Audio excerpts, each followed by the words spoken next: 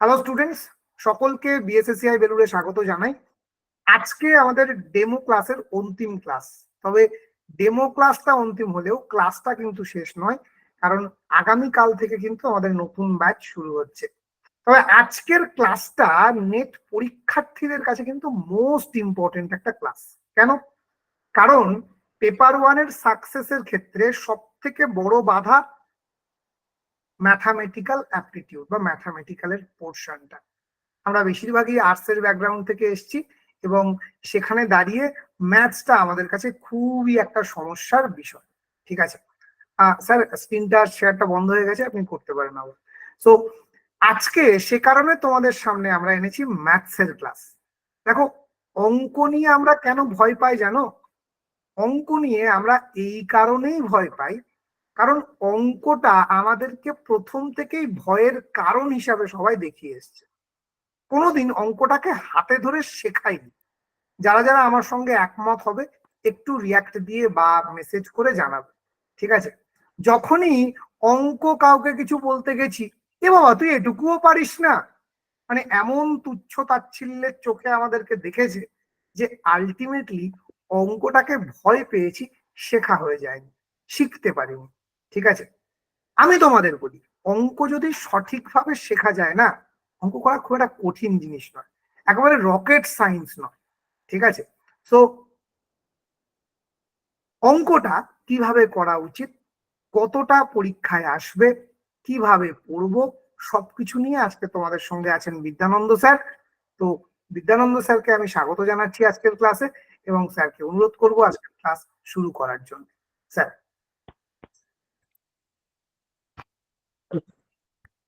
আচ্ছা, আমার স্ক্রিন কি দেখতে পাচ্ছ আর সবাই কি আমার কথা শুনতে পাচ্ছ? স্যার কথা শোনা যাচ্ছে কিন্তু স্ক্রিন দেখা যাচ্ছে না। স্ক্রিন শেয়ার করে দিয়েছি, ঠিক আর আছে। একবার করুন স্যার, মানে আপনি একবার আর একবার স্ক্রিনটা শেয়ার করুন অফ করে। হুম, হ্যাঁ স্যার, হয়েছে স্যার। দেখা যাচ্ছে তো এখন? হ্যাঁ স্যার, দেখা যাচ্ছে। আচ্ছা, আমাকে একটা কথা বলুন তো, আমি যে কিছু লিখছি সেটা কি দেখা যাচ্ছে?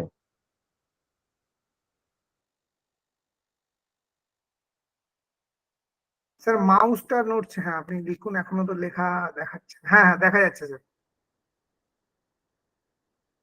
স্যার দেখা ঠিক আছে, যাচ্ছে। ওকে। স্যার আপনি কি আপনি মেসেজগুলো দেখতে পাচ্ছেন তো? কারণ আমি সকলের মাইকটা মিউট হ্যাঁ করে হ্যাঁ হ্যাঁ, রেখেছি। হ্যাঁ আমি ঠিক দেখতে আছে পাচ্ছি, স্যার। সব মেসেজ দেখতে পাচ্ছি। ওকে। হ্যাঁ স্যার। আচ্ছা, সকলকে বলবো যে তোমরা খাতা পেন সঙ্গে নিয়ে বসো, আর যে কোনো প্রশ্ন তোমরা চ্যাটে লিখবে, স্যার কিন্তু দেখছে। হ্যাঁ স্যার। আচ্ছা, সকলকে বিএসএসে আরেকবার স্বাগত। তো তোমরা শুনলে স্যার তোমাদেরকে যা যা বললেন, আমিও শুনছিলাম কথাগুলো। তো আমি সেই সব বিষয়ে আর যাচ্ছি না, আমি সরাসরি অঙ্কের জায়গাটায় চলে যাচ্ছি। তো দেখো, তোমাদের আমি তো বেশ কিছুদিন ধরে পড়াচ্ছি, এখানে বেশ কিছু বছর ধরে পড়াচ্ছি। তো আমি তোমাদের যে নেট পড়াতে গিয়ে আমি তোমাদের যে ব্যাপারটা সব থেকে বেশি আমার কাছে এসছে সেটা হচ্ছে যে তোমাদের অঙ্কে একটা ভয় থাকে। শুধু অঙ্কে নয়, অঙ্ক এবং যেটা নাম্বার রিলেটেড যে জায়গাটা, ঠিক আছে, সেই জায়গাটায় কিন্তু তোমাদের একটা ভয় থাকে। এবং সব থেকে যেটা মজার ব্যাপার সেটা হচ্ছে যে তোমাদের নেট পরীক্ষায় পাস করতে গেলে অঙ্ক এবং ডিআই এই দুটো পেপার থেকে কিন্তু তোমাদের বেশ কিছু নাম্বার আসে। মানে সেখান থেকে আমি যদি দেখি কোশ্চেনের নিরিখে, তাহলে 5টা 4টে 9টা কোশ্চেন তুমি মিনিমাম পাবে ম্যাথ এবং ডিআই থেকে। মানে যে পোর্শনটা আমি তোমাদের পড়াবো সেখানে 5টা আর 4টে 9টা তোমার কাছে কোশ্চেন থাকবে। তো এই 9টা কোশ্চেন তুমি যদি ঠিকঠাক করে করতে পারো, 9টা কোশ্চেন না পারলেও তুমি যদি 5 থেকে 6টা কোশ্চেনও ঠিকঠাক করে করতে পারো, তাহলে কিন্তু তুমি খুব বড় গেনার হবে। তার কারণ হচ্ছে যে তোমার চারিপাশে তোমার সাথে তোমার সাবজেক্টে যারা কম্পিট করছে তাদেরও কিন্তু এই অঙ্ক এবং ডিআইটা ভয়ের জায়গা। কাজেই তোমাকে যদি পেপার ওয়ানটা ঠিকঠাক করে কোয়ালিফাই করতে হয়, তাহলে তোমার যেটা বাকিদের কাছে ভয়ের জায়গা, যেখানে বাকিরা পিছিয়ে যাচ্ছে, সেখানে তুমি যদি কিছুটা এজ পাও, মানে তুমি যদি কিছুটা এগিয়ে থাকো, তাহলে ডেফিনেটলি নাম্বারের ক্ষেত্রেও তুমি কিছুটা এগিয়ে থাকবে। এবারে তোমাদের যে সমস্যাটা হয় অঙ্ক এবং ডিআই দিয়ে, সেটা হচ্ছে যে তোমরা অঙ্ক এবং ডিআই কে ভয় পাও, তার প্রধান যে কারণটা সেটা হচ্ছে যে তোমরা সবাই আর্টস ব্যাকগ্রাউন্ড থেকে এসছো। আর আমার যেটা মনে হয়, আমি যেটা আমার পড়ার সময় দেখেছিলাম, যে আর্টস পড়তে তুমি যখন চলে গেছো, তোমার তখন একটা মেন্টালিটি থাকে যে অঙ্ক পিছে ছুটে গেছে, আর আমি ওর ধারে কাছে যাবো না। আমি কি ঠিক বলছি? অঙ্ক জমি যখন একবার উচ্চ মাধ্যমিকে উঠে যাও, যখন একবার মাধ্যমিক শেষ হয়ে যখন তুমি একবার উচ্চ মাধ্যমিকে ঢুকে গেলে, তখন তুমি অঙ্ক বইটাকে সবার আগে তাক থেকে সরিয়ে অন্য জায়গায় রেখে দাও, এই জিনিস আমি আর হাতে ধরবো না। ঠিক আছে, এরকম একটা ভীষণ প্রতিজ্ঞা থাকে। কিন্তু সমস্যা হচ্ছে যে তুমি যখন হায়ার স্টাডিজ করে তুমি যখন তোমার কর্মক্ষেত্রে যেতে যাচ্ছ, যে তুমি চাকরি পরীক্ষা দাও কি নেটেরই পরীক্ষা দাও, সেখানে কিন্তু অঙ্ক আবার সেই ঘুরে ফিরে তোমার কাছে আসছে। এইবারে মুশকিল যেটা, সেটা হচ্ছে যে অঙ্ক ঘুরে ফিরে আসছে ঠিক আছে, যে অঙ্ক তোমাদের পরীক্ষায় পড়বে, আমি একদম ক্লিয়ার কাট কোট আনকোট বলে দিচ্ছি, তোমাদের যে অঙ্ক পরীক্ষায় পড়বে তার স্ট্যান্ডার্ড মাধ্যমিকের উপরে নয়। ফার্স্ট কথা, মানে তুমি মাস্টার ডিগ্রি করার পর তুমি মাধ্যমিকের অঙ্ক পরীক্ষা তোমায় দিতে হবে। ওকে, এবারে তুমি একটা কথা বলো, মাস্টার ডিগ্রি করার পর তোমার যদি মাধ্যমিকের অঙ্ক এসে আটকে যায়, সেটা কি দেখতে খুব ভালো লাগবে? আশা করি লাগবে না। এবং সেটা নিশ্চয় তোমার সেলফ রেসপেক্টের পক্ষে খুব একটা ভালো হবে না ব্যাপারটা। এবারে তাহলে অঙ্কটা আটকালে চলবে না। এবার অঙ্ক যে আটকাবে না বা ডিআই যে আটকাবে না, তার গ্যারেন্টি বা সেই কথাটা আমি তোমাদের কেন বলতে পারছি, তার কারণ আমি একটু লিখে লিখে বলি তোমাদেরকে, যে তোমাদের অঙ্ক আজকের দিনে এসে কেন আটকাবে না। তার কারণ হচ্ছে যে প্রথমত, ক্লাস 5-এ তুমি যে হারকাত গুলো করতে, মানে ক্লাস 5-এ তুমি যে বিহেভিয়ার করতে, ঠিক আছে, যেমন ভাবে ভাবতে, আজকের দিনে নিশ্চয়ই সেইভাবে ভাবো না। তোমার নিশ্চয়ই চাওয়া পাওয়াটা চেঞ্জ হয়ে গেছে, তোমার ব্রেন অনেক ম্যাচিওর হয়ে গেছে। কাজেই অ্যারিথমেটিক তোমার কাছে যেটা আসবে, সেটা ক্লাস 5-এর মতো তোমার কাছে শক্ত হয়ে আসবে না। প্রথম কথা হচ্ছে এটা। মানে ক্লাস 5-এ যে পিতা পুত্রর অঙ্ক করতে গেলে তোমাকে প্রতিদিন মার খেতে হতো, সেই পিতা পুত্রর অঙ্ক তোমরা আজকের দিনে দাঁড়িয়ে দুটো তিনটে আঁকি বুকি কেটে করে ফেলতে পারবে। আমি যদি আজকে তোমাকে এসে বলি যে পিতা পুত্রর একটা অঙ্ক তোমাকে দেওয়া হবে, তুমি কি করতে পারবে? তোমার ওই অঙ্কটা করতে এইটুকু জায়গা লাগবে, এইটুকু। এর মধ্যে তোমার পিতা পুত্রর অঙ্ক করে এখানে আনসার চলে আসবে। যে অঙ্কটা করতে তোমাকে একটা বা দেড়খানা পেজ তোমার লাগতো এবং স্যারের কাছে মার খেতে হতো। তো আমাদের আজকের দিনে দাঁড়িয়ে কম্পিটিটিভের ক্ষেত্রে অঙ্ক করার স্টাইলটা এই জায়গায় চলে এসেছে। ঠিক আছে, কাজেই অঙ্ক নিয়ে ভয় পাওয়ার কিছু নেই। অঙ্ক তোমাদেরকে যেটা করতে হবে সেটা হচ্ছে যে আমি যেভাবে বলবো তোমাদেরকে, ঠিক আছে, যে প্রসেস বলবো সেই প্রসেসটা অ্যাপ্লাই করা, এবং যেটা যেভাবে করতে বলবো সেটা সেভাবে করা। তার মানে শর্টকাট না, তোমাদের যে কনসেপ্টটা আমি দেবো সেই কনসেপ্টটা ভালো করে বোঝা এবং সেটাকে ব্রাশ আপ করা বা অভ্যাস করা, ব্যাস এইটুকুই। তার জন্য তোমার বিশাল কিছু সময় আমি নেব না। তোমার পেপার 1 পেপার 2 এর সমস্ত সাবজেক্ট তুমি কভার করো, এইটুকু সময় দিতে পারবে। ক্লিয়ার? আমি যখন আস্তে আস্তে স্লাইডের নিচের দিকে যাব, তখন আমি তোমাদের দেখাবো যে আমাদের কি কি পড়া পড়তে হবে, কি কি মানে কি কি ভাবে করতে হবে, এভরিথিং বলবো। তোমাদের যে সিলেবাস আছে সেটা, আর তোমাদের যে পরীক্ষার প্রশ্ন আছে সেটা, ঠিক আছে, আমি সবকিছু ডিসকাস করবো। হুম। তো প্রথমে আমি তোমাদের যেটা বলার চেষ্টা করলাম সেটা হচ্ছে যে অঙ্ক নিয়ে ভয় পাওয়ার কিছু নেই। কারণ ফার্স্ট কথা, অঙ্ক আছে মাধ্যমিক স্ট্যান্ডার্ডে। 2 নম্বর কথা, তোমাদের ব্রেন এখন অনেক ম্যাচিওর। মাধ্যমিকের অঙ্কগুলো তোমাদের কাছে আর শক্ত হিসেবে অ্যাপিয়ার হবে না, সোজা হিসেবে অ্যাপিয়ার হবে। ওকে, আচ্ছা, তাহলে এখানে আমি যে বলেছি ম্যাথ রিলেটেড কোশ্চেন 2 ধরনের হয়, একটা হচ্ছে ম্যাথামেটিক্যাল অ্যাপটিটিউড, একটা হচ্ছে ডিআই। এই যে ম্যাথামেটিক্যাল অ্যাপটিটিউড, এখানে তোমার প্রশ্ন আসবে 4টা, আর ডিআই এখানে 5খানা প্রশ্ন আসবে। ঠিক আছে, টোটাল মিলে হচ্ছে 9টা কোশ্চেন, টোটাল 9খানা প্রশ্ন আসবে। রাইট? বোঝা গেছে আশা করি এই জায়গাটা। এবার আমরা চলে যাবো পরের স্লাইডে। এখানে আমি লিখে দিয়েছি নাম্বার অফ কোয়েশ্চেন 4টে আর 5টা। এখান থেকে এই যে 5টা ডিআই এর প্রশ্ন, আমাদের টার্গেট থাকবে এখানে 5 on 5। থাকবে 5 on 5। ঠিক আছে, যারা এবছর নেট পরীক্ষা দিয়েছো, বিশেষ করে যারা বাংলা পেপারে নেট পরীক্ষা দিয়েছো, আমি এখন অব্দি বাংলার কোশ্চেনটা দেখারই সুযোগ হয়েছে। তো তাদের যে ডিআইটা এসেছিল, ডিআইটা অতীব সোজা ডিআই এসেছিল একটা। ঠিক আছে, ওই অত সোজা ডিআই আমার তো মনে পড়ে না যে গত 1-1.5 বছরের মধ্যে যতগুলো সেট হয়ে তার মধ্যে এসেছিল কিনা।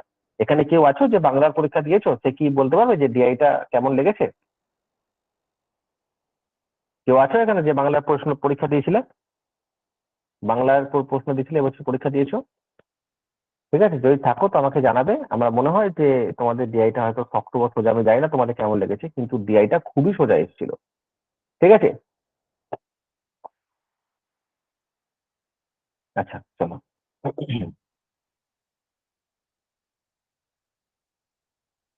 হুম, এইবার যে মেন যেটা বক্তব্য সেটা হচ্ছে যে সিলেবাস।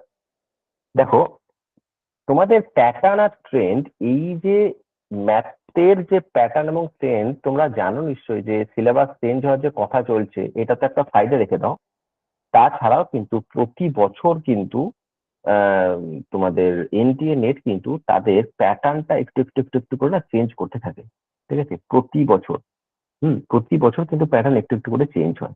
ঠিক আছে, তো এই যে চেঞ্জটা ওরা দুভাবে করে, এক, কোশ্চেন প্যাটার্নে চেঞ্জ করে, আর দুই হচ্ছে যে যে কিছু কিছু জিনিস ওরা ইন্ট্রোডিউস করে। যেমন হচ্ছে যে নেট আর একটা জিনিস তোমাদের সাথে খেলে, সেটা হচ্ছে যে যে সিলেবাসটা তোমাদেরকে দিয়ে রেখেছে না, একটা মান ধাত্তা নামলের আদ্যিকালের সিলেবাস একটা দিয়ে রেখেছে, যার কোনো পরিবর্তন করে না কোনো বছর। ঠিক আছে, কিন্তু পরিবর্তন করে ওরা কোশ্চেনে। ঠিক আছে, এমন অনেক জিনিস আছে তোমাদের সিলেবাসে, আমি বলবো যে প্রায় 50 to 60% কোশ্চেন ম্যাথস এর ক্ষেত্রে। ঠিক আছে, 50 to 60% কোশ্চেন এমন আছে যেটা সিলেবাসে উল্লেখই নাই। ঠিক আছে, তো এইটা একটা এনটি এর একটা খুব বাজে জিনিস আমি বলবো। এবং এটা প্রতি বছর হচ্ছে, এটা প্রতি বছর হচ্ছে। তোমাদের যে প্রেসক্রাইব সিলেবাস তার বাইরেও কিন্তু অনেক কিছু করানো হয়, অনেক কিছু মানে থেকে প্রশ্ন চলে আসে। হ্যাঁ, তো সিলেবাসটাকে তুমি যদি একদম মানে অর্জুনের চোখ করে নাও যে সিলেবাসটা যেটা আছে সেটাই আমি বুঝলাম আর আমি কিছু দেখবো না চারিদিকে, তাহলে কিন্তু তুমি একটু বোকা বোকা বনে যাবে। ঠিক আছে, তো সিলেবাসের বাইরে বেশ কিছু কোয়েশ্চেন থাকে, তো আমি সেইগুলো নিয়ে আলোচনা করবো। আমি তোমাদের ডিটেলসে বলে দেবো যে কোন চ্যাপ্টার গুলো থেকে কোয়েশ্চেন আসতো, কোন চ্যাপ্টার গুলো থেকে এখন কোয়েশ্চেন আসছে, এবং কোন চ্যাপ্টার থেকে ফিউচারে কোয়েশ্চেন আসতে পারে। ঠিক আছে, আমি পুরো ব্যাপারটা নিয়ে আলোচনা করবো। ম্যাথসে যদি কোনো সিলেবাস চেঞ্জ হয়ও ডিসেম্বরে, তাহলে যে জায়গাটা আমি বলবো তার বাইরে যাবে না, সেই জায়গাগুলোকেই কভার করবে, হয়তো একটু এদিক ওদিক করবে। ঠিক আছে, আমি সেই সেই সেই জায়গাটা আমি কিন্তু তোমাদের জন্য নিয়ে এসেছি, আমি তোমাদের সেই জিনিসটা বলবো। তো আমি এখানে প্রেসক্রাইব সিলেবাস আর কোয়েশ্চেন কভার এই জায়গাটা বলতে চাইছি। প্রেসক্রাইব সিলেবাস যে জায়গাটা আছে সেখান থেকে কিন্তু কোয়েশ্চেন কভারিং এর জায়গাটা অনেকটা ডিফারেন্ট হয়। ঠিক আছে, তো এই জায়গাটা আমাদের একটু মাথায় রাখতে হবে। আর এই হচ্ছে তোমাদের সিলেবাস, যেটা আমাদের এনটিএ নেট দিয়ে দেখে কি বলে, fraction, time and distance, ratio, proportion and percentage, profit and loss, interest, discounting average and ETC. এখানেই যত গন্ডগোল, এই সিলেবাসে ইটিসি কথাটা লেখা আছে। এবার ইটিসি মানে কি, এটসেট্রা, তাহলে এটসেট্রা মানে ইত্যাদি, এর বাংলা করলে তাহলে ইত্যাদি, তাহলে ইত্যাদির মধ্যে তো পৃথিবীর সবকিছু চলে আসে না। তুমি তো সিলেবাসের বাইরে কিছু বলতে পারবে না, কারণ যে কোশ্চেনে তোমাকে আসবে বলে এটা প্রেসক্রাইব না, ওকে এটা ইটিসির মধ্যে পড়ে, এটা ইটিসির মধ্যে পড়ে। বুঝতে পেরেছো? কাজেই তুমি কিন্তু থিওরিটিক্যালি মানে তুমি কিন্তু মানে কি বলবো, লিগালি তুমি বলতে পারো না যে কোশ্চেনটা আউট অফ সিলেবাস, কিন্তু আমরা এই ইটিসির আগে পর্যন্ত এটাকে সিলেবাস হয়ে ফেলি, আর এখানেই এনটিএ তোমাদের সাথে খেলে যায়। ঠিক আছে, এবছর যারা পরীক্ষা দিয়েছো তারা জানো যে এই যে আগের 2 বছর না, দুটো সেট মেনলি জুনের আর ডিসেম্বরের যে পরীক্ষাটা, মানে ডিসেম্বর না, এই যে রিসেন্ট যে পরীক্ষাটা বা যেটা ক্যান্সেল হলো, এবং যে পরীক্ষাটা এলো, এই দুটো পরীক্ষাতেই তোমাদের একটা চ্যাপ্টার থেকে কোশ্চেন এসেছিল হচ্ছে বোট অ্যান্ড স্টিম। একটা চ্যাপ্টার থেকে তোমাদের প্রশ্ন এসেছিল বোট অ্যান্ড স্টিম, এবং সব করা সেটা এসেছিল। ঠিক আছে, আর বোট অ্যান্ড স্টিম নিয়ে, এই বোট অ্যান্ড স্টিমটা আমি জানি না যে এনটিএনএ এত ভালো লেগেছে কেন। বোট অ্যান্ড স্টিম নিয়ে তোমাদের না মানে কোশ্চেন তো দিচ্ছে বটেই, আমি একটা ডিআই দেখছিলাম তোমাদের, আমি এখানে ডিআইটা রেখেওছি, যে ডিআইটা পুরোটাই বোট অ্যান্ড স্টিমের উপরে। মানে তুমি শত শত ডিআই প্র্যাকটিস করে যাও, তুমি যদি বোট অ্যান্ড স্টিমের অঙ্ক করতে না জানো, তুমি ডিআইটি জীবনে সলভ করতে পারবে না। ঠিক আছে, হ্যাঁ কম্পিটিটিভ আছে টপিকটা, কম্পিটিটিভে না, এটা অঙ্কতেই আছে, তোমাদের ওই যে ইটিসির ভেতরে আছে। ঠিক আছে, তো তো এই যে ব্যাপারগুলো আমি তোমাদের বলছি, যেমন হচ্ছে সিম্পল ইন্টারেস্ট, কম্পাউন্ড ইন্টারেস্ট, আমি প্রিভিয়াস ইয়ারে দেখেছি, মানে জুনের তোমার যে জুনের যে এক্সামটা হয়েছিল না আগের বছর 2023-এর যে জুনের যে মানে কোশ্চেনটা এসেছিল, সেখানে আমি দেখেছিলাম যে ওখানে না কোশ্চেন দিয়েছিল, ডিআই দিয়েছিল সিম্পল ইন্টারেস্ট আর কম্পাউন্ড ইন্টারেস্টের উপরে। একটা ডিআই সিম্পল ইন্টারেস্ট আর ডিআই কম্পাউন্ড ইন্টারেস্টের উপরে, মানে মিসিং ডেটা ডিআই অ্যাকচুয়ালি, মানে যে ডেটার ছকটা থাকে সেখানে অনেক নাম্বার ছিল যে ডেটাগুলো কিন্তু নেই, যেগুলো কিন্তু ডেটাগুলো ছিল না। মানে মানে তুমি যখন ডিআই করছো, ধরো এবারে ছক আছে, তো তো এখান থেকে ছক থাকে, এখানে প্রত্যেক জায়গায় ডেটা থাকে, তো ওখানে কি হচ্ছে কিছু জায়গায় ডেটা ফাঁকা ছিল এভাবে। এবং এই পুরো ডিআইতে এসছে either simple interest or compound interest, দুটোর উপরে। ঠিক আছে, আবার আমি কি বললাম, বোট অ্যান্ড স্টিমের উপরে এসেছিল। তাহলে তুমি যদি বোট অ্যান্ড স্ট্রিপ না জানো, তুমি যদি সিম্পল ইন্টারেস্ট না জানো, তুমি যদি কম্পাউন্ড ইন্টারেস্ট না জানো, তাহলে কিন্তু তুমি এটা করতে পারবে না। কিন্তু তুমি দেখো এখানে ইন্টারেস্ট মানে চ্যাপ্টার দিয়ে ছেড়ে দিয়েছে, এখানে বলেছে ইন্টারেস্ট অ্যান্ড ডিসকাউন্টিং, এই একটা চ্যাপ্টার। এই ইন্টারেস্টেরই দুখানা, একটা সিম্পল ইন্টারেস্ট, একটা হচ্ছে কম্পাউন্ড ইন্টারেস্ট, দুটো পার্ট আছে। ডিসকাউন্টিং একটা ডিফারেন্ট চ্যাপ্টার, ওরা এখানে পুরোটাকে একটা দিয়ে দিয়েছে, বুঝতে পারছো? কাজে তুমি যদি শুধুমাত্র এটাকে দেখে যাও তাহলে কিন্তু মুশকিল। এইবারে তোমার মাথায় আসতে পারে যে তাহলে কি আমি তাহলে এত অঙ্ক কি করে করবো, তোমার মাথায় স্বাভাবিক এটা আসছে, ঠিক আছে? তাই তো তোমাদের মাথায় এটা আসবে যে আমরা এত চ্যাপ্টার এত অঙ্ক কি করে করবো, আমার কাছে সেকেন্ড পেপার আছে, আমরা পুরো সাবজেক্ট পড়তে হচ্ছে, ফার্স্ট পেপারে 10টা ইউনিট আছে, আবার আপনি আমাকে এত সিলেবাস ধরে দিচ্ছেন, তাহলে আমরা করবো কি করে? ব্যাপারটা সেটা নয়, ব্যাপারটা তোমরা করবে কি করে সেটা নয়, বা এটাও আমার মাথায় আছে যে তোমাদের এতগুলো পাঠ পড়তে হয়, তাহলে আমি তোমাদের এমন কিছু বলে দেবো না যে একবার সেটা ইললজিক্যাল হয়ে যাবে, ঠিক আছে? কাজেই তোমরা যদি আমাদের এখানে পেড ক্লাস করে থাকো, যেখানে যারা আছে, যারা আমাদের সাথে পেড ক্লাস করেছে, তারা জানে যে আমরা কি হয়, বিশেষ করে আমি যখন যে ক্লাসগুলো করি, তোমাদেরকে একটা চ্যাপ্টার থেকে আমরা হয়তো 10টা বা 20টা কোশ্চেন তোমাদের আমি ক্লাস ওয়ার্কে করাই, ঠিক আছে? সেখান থেকে মোটামুটি তোমাদের ধরে নাও একটা চ্যাপ্টার থেকে আমি class work plus homework plus exam part, এই একটা চ্যাপ্টার উপর 3খানা কাজ তোমাদের এখান থেকে হয়, ক্লাস ওয়ার্ক করানো হয়, তার রেসপেক্টে তোমাদের একটা হোমওয়ার্ক দেওয়া হয় যার সলিউশন প্রোভাইড করা হবে, তার রেসপেক্টে তোমাদের একটা এক্সাম হয়, এবং এই তিনটে মিলে তোমাদের অলমোস্ট 50 কোয়েশ্চেন করা হয় একটা চ্যাপ্টারে। যারা পেড ব্যাচ থেকে এখানে আছো তারা আমাকে একটু বলো যে আমি কি ঠিক বললাম কিনা। একটা চ্যাপ্টার থেকে আমরা মানে মোরাললেস 50খানা কোয়েশ্চেন আমরা কিন্তু প্র্যাকটিস করি, ঠিক তো? কাজেই একটা চ্যাপ্টার থেকে তুমি যখন 50টা কোয়েশ্চেন প্র্যাকটিস করবে, এবং তুমি যদি ইমানদারির সঙ্গে সেটা করো, তুমি যদি বুকে হাত রেখে বলো হ্যাঁ স্যার আমি করবো ব্যাপারটা, তাহলে আমার মনে হয় না যে ওই 50টা কোয়েশ্চেন একটা চ্যাপ্টার থেকে করার পর তোমার আর কোনো জায়গায় সমস্যা হবে। এবারে ওই 50টা কোয়েশ্চেন করার জন্য তোমার একটা সময় থেকে 7খানা দিন, তাই তো? 7 7 49, মানে গড়ে 7টা করে অঙ্ক পড়ে পার ডে। যে জিনিসটা আমরা শিখে গেছি অলরেডি, যে কনসেপ্ট আমরা অলরেডি শিখে গেছি, সেই কনসেপ্টের উপর দাঁড়িয়ে আমরা যদি 7টা কোশ্চেন দিনে করতে না পারি, তাহলে সেটা তো ডিসক্রেডিটেড ব্যাপার হয়ে যাচ্ছে, তাই না? তুমি নেটের মতো একটা সর্বভারতীয় পরীক্ষা তুমি যখন ক্র্যাক করতে যাচ্ছ, তখন তোমাকে তো এটুকু স্যাক্রিফাইস করতেই হবে, এটুকু এফোর্ট তোমাকে দিতেই হবে, বুঝতে পেরেছো? এবারে আমরা যখন ক্লাস ওয়ার্কে যখন অঙ্ক করব, তখন আমরা কিভাবে অঙ্ক করি সেটাও তোমাকে আমি বলে দিচ্ছি। আমি আমার প্যাটার্নটা বলছি, আমি তোমাদের কিভাবে পড়াবো এটা একটা আউটলাইন দিচ্ছি।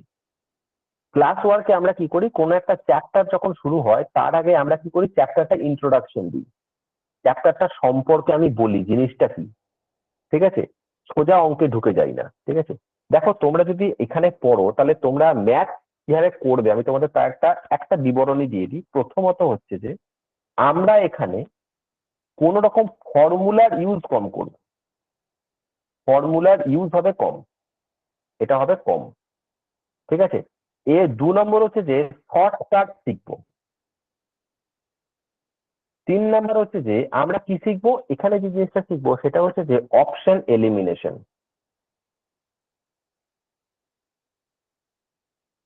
ঠিক আছে? 4 নাম্বার আমরা কিছু কনসেপ্ট শিখবো, লাইক ইউনিট ডিজিট, লাইক তোমার ডিজিট সাম, ঠিক আছে? এই কনসেপ্ট গুলো দিয়ে আমরা কি করব, এই কনসেপ্ট গুলো দিয়ে আমরা কিন্তু ক্যালকুলেশন কাট করতে পারবো, ক্যালকুলেশনকে শর্টার করতে পারবো, ঠিক আছে?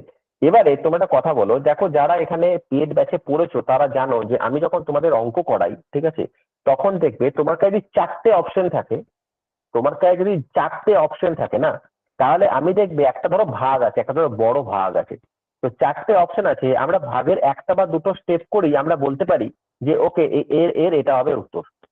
আমি শিখিয়েছি কিনা যারা পেড ব্যাচে পড়েছো আমার কাছে? প্লাস দেখবে তোমাদেরকে আমরা ইউনিট ডিজিটের কনসেপ্ট দিয়ে করাই কিনা, যখন ধরো আমার কাছে বেশ কিছু কোয়েশ্চেন, বেশ কিছু 4টে অপশন আছে, ঠিক আছে, আমি ইউনিট ডিজিটের কনসেপ্ট লাগিয়ে বলি তো যে দেখো এইটা ইউনিট ডিজিটের কনসেপ্ট হচ্ছে এটা, তাহলে এটা উত্তর হবে। প্লাস তারপর আমি সেটা লিখতে ভুলে গেলাম, সেটা হচ্ছে যে রুল অফ ডিভিজিবিলিটি, বিভাজ্যতার সূত্র। বিভাজ্যতার সূত্র লাগিয়ে আমরা অপশন থেকে উত্তর বের করি কিনা। দেখো আলটিমেটলি আমার কাছে একটা প্রশ্ন থাকছে, তার 4টে উত্তর থাকছে, 4টে উত্তরের মধ্যে একটি উত্তর ঠিক। তাহলে আমাকে অঙ্কটা কষবো কি কষবো না সেইটা বড় কথা নয়, বড় কথা হলো আমি উত্তরটা সঠিক দাগ দিতে পারছি কিনা।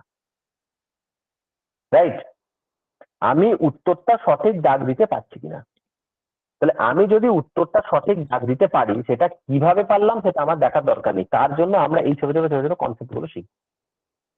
ঠিক আছে, ফর্মুলা ইউজ আমি কেন কম করাই তারও একটা আমার কাছে সিম্পল লজিক আছে। ফর্মুলা ইউজ কম করি তার কারণ তোমরা অলরেডি পেপার 1-এর এত থিওরি পার্ট পড়ছো, পেপার 2 তোমরা যখন পড়ছো সেখানে তোমাদের অনেক কিছু মাথায় নিয়ে যেতে হচ্ছে।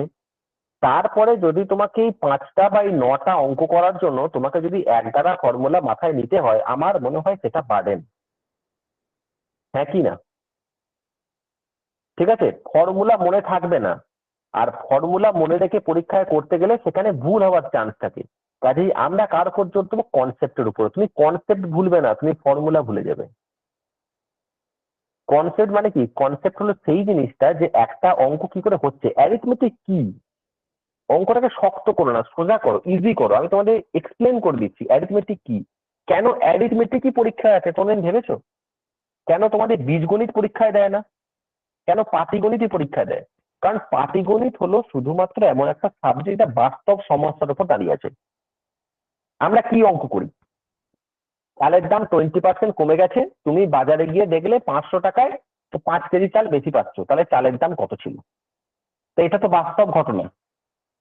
চালের দাম 20% কমতেই পারে, তুমি পকেটে 500 টাকা নিয়ে যেতেই পারো, চালের দাম কমে গেছে বলে তুমি 5 কেজি চাল বেশি পেতেই পারো, তাহলে চালের দাম কত ছিল? তাহলে এটা তুমি যদি করো অঙ্ক, তুমি যদি করতে জানো, দেন তুমি তো বাড়িতেও ক্যালকুলেশন করতে পারবে রে বাবা। বুঝতে পেরেছো আমি কি বলছি? ঠিক আছে, তো এটা হচ্ছে বাস্তব সমস্যা। কাজে এই সমস্যাগুলোর সমাধান আমরা বাস্তব ওয়েতেই করব। ঠিক আছে, কনসেপ্ট লাগিয়েই করব। ঠিক আছে, দেখো এবার আমরা পরে যদি চলে যাই যে সিলেবাসের ব্যাপারটা। ঠিক আছে, দেখো আমাদের কাছে যে সিলেবাস গুলো আছে এবং যে সিলেবাসটা আমাদের আমাদের আমরা চোখে দেখতে পাচ্ছি না কিন্তু পরীক্ষায় আসে, আমি তোমাদের পরিষ্কার করে দেখিয়ে দিচ্ছি জিনিসটা। তার পার্ট যদি আমি করি তাহলে ফার্স্ট আসবে আমাদের নাম্বার। এই নাম্বার হচ্ছে তোমাদের নেটের খুব প্রিয় একটা জায়গা। এই নাম্বারটা chapter, itself is a chapter. ঠিক আছে, এই চ্যাপ্টারের মধ্যে কোন কোন টপিক ওরা কভার করে? ঠিক আছে, প্রথম আমি বলতে পারি যে type of number, types of number. ঠিক আছে, এই টাইপস অফ নাম্বারের মধ্যে ওরা দেখে প্রাইম নাম্বার ওদের খুব ফেভারিট, প্রাইম নাম্বার দিয়ে তোমাদের প্রশ্ন আসে। ঠিক আছে, অড ইভেন নাম্বার দিয়ে তোমাদের প্রশ্ন আসে, ন্যাচারাল নাম্বার দিয়ে প্রশ্ন আসে, হোল নাম্বার দিয়ে প্রশ্ন আসে। মানে এগুলো কি, এদের এদের ক্যারেক্টারিস্টিক্স কি। ঠিক আছে, এই জিনিসগুলো দিয়ে কিন্তু তোমাদের প্রশ্ন আছে। কাজে আমরা এই টাইপস অফ নাম্বার, এইটা তোমাদের এই যে পুরো ব্যাপারটা বলতে হয় 30 মিনিট সময় লাগবে, 8 ঘন্টা সময় লাগবে। কিন্তু এটা এখান থেকে তুমি যে নলেজটা গেইন করবে সেখান থেকে কিন্তু পিওর একটা কনসেপ্ট তৈরি হবে, যেটা থেকে কিন্তু তোমরা খুব সহজে কোশ্চেনে আনসার করতে পারবে। ঠিক আছে, 2 নম্বর আমি যদি আসি তাহলে সেটা হবে ফ্র্যাকশন অ্যান্ড ডেসিমাল। ঠিক আছে, ফ্র্যাকশন অ্যান্ড ডেসিমাল এবং ইটস ইন্টারচেঞ্জ।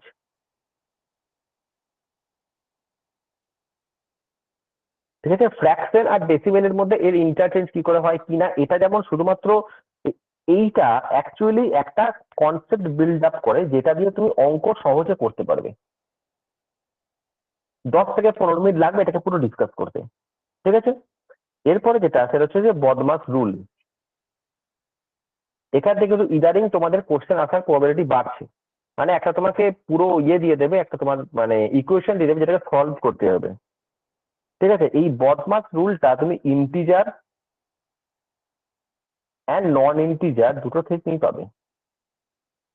তুমি যদি বলো যে ইন্টিজার নন ইন্টিজার কি, সেগুলো আমরা ক্লাসে যখন ডিসকাস করবো তোমাদেরকে দেখিয়ে দেবো ইন্টিজার নন ইন্টিজার কি। ইন্টিজার মানে হচ্ছে পূর্ণ সংখ্যা, নন ইন্টিজার হচ্ছে পূর্ণ সংখ্যা নয় এরকম ফ্র্যাকশন যেগুলো বা ডেসিমেল যেগুলো।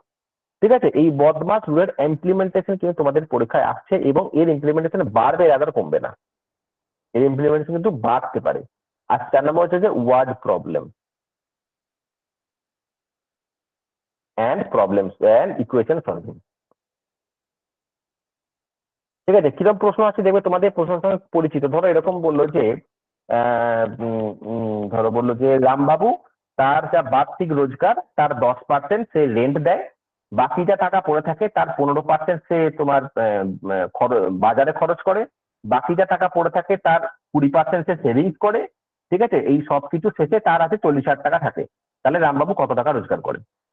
এই যে টাইপের অঙ্কগুলো সেটা হচ্ছে যে এই নাম্বার সিস্টেমের ওয়ার্ড প্রবলেমের মধ্যে আছে। বুঝতে পেরেছো? এবারে তুমি আমাকে বলবে যে এই একটা নাম্বার সিস্টেম চ্যাপ্টারে 4খানা চ্যাপ্টার, এটা কি আমাদের প্রচুর সময় লেগে যাবে না বা অনেক কিছু পড়তে হবে না? বেসিক্যালি না। এই যে এই তিনটে জায়গা তোমার সারা জীবনের অঙ্ক, যতদিন তুমি অঙ্ক করবে কাজে লাগবে, কম্পিটিটিভে কাজে লাগবে। কারণ এই তিনটে চ্যাপ্টার হচ্ছে কনসেপ্ট বিল্ডিং, এবং এই যে চারটে আমি বললাম না, এই চারটে আমরা একটা ক্লাসে কভার করে নিতে পারবো। বুঝতে পারছো কি বললাম? এই চারটে আমরা একটা ক্লাসেই কভার করে নিতে পারবো। তোমাদের শুধু নোট নিতে হবে এবং জিনিসটা একটু ব্রাশ আপ করতে হবে, তাহলে কিন্তু তোমাদের কাছে খুব ইজিলি এটা অ্যাপিয়ার হয়ে যাবে। বুঝতে পারছো? খুব সমস্যা কিন্তু এখান থেকে হবে না। ঠিক আছে, এরপর যদি আমরা কোয়ান্ট পার্টে আসি, মানে যে পাটিগণিতের যে পার্টটা নেই, আমি যদি সেই পার্টটা আসি, তাহলে আমরা দেখবো যে এখানে পার্সেন্টেজ বলে একটা চ্যাপ্টার আছে।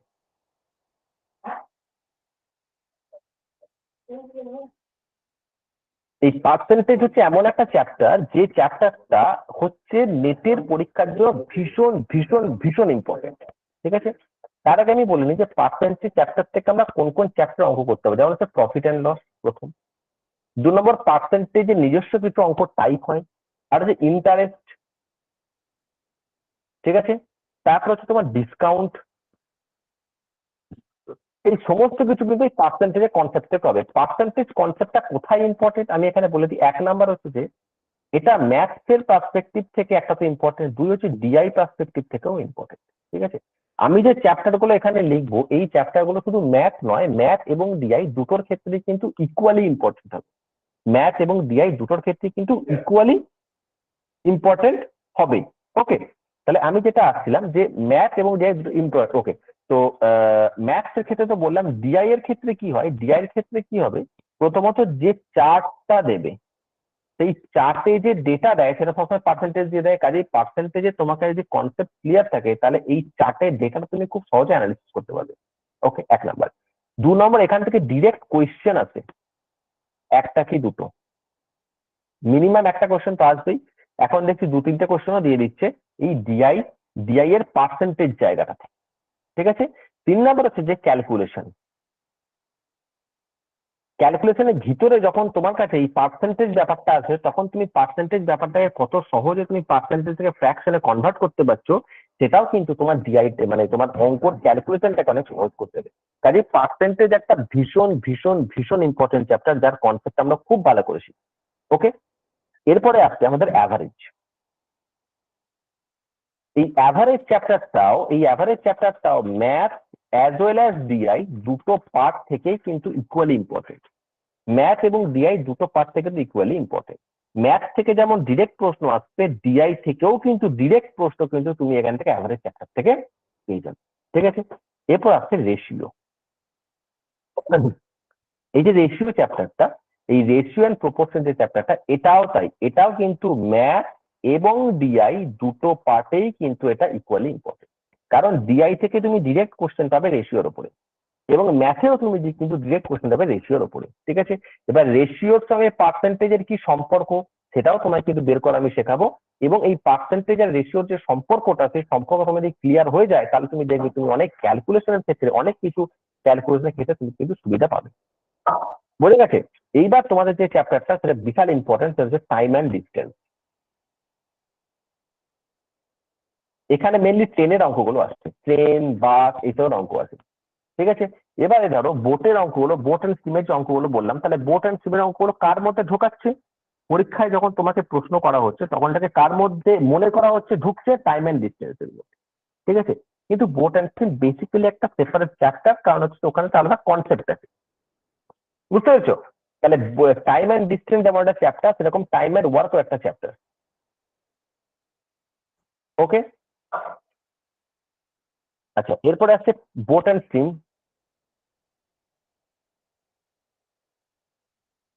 আচ্ছা, এরপর আছে পাইপ অ্যান্ড সিস্টেম।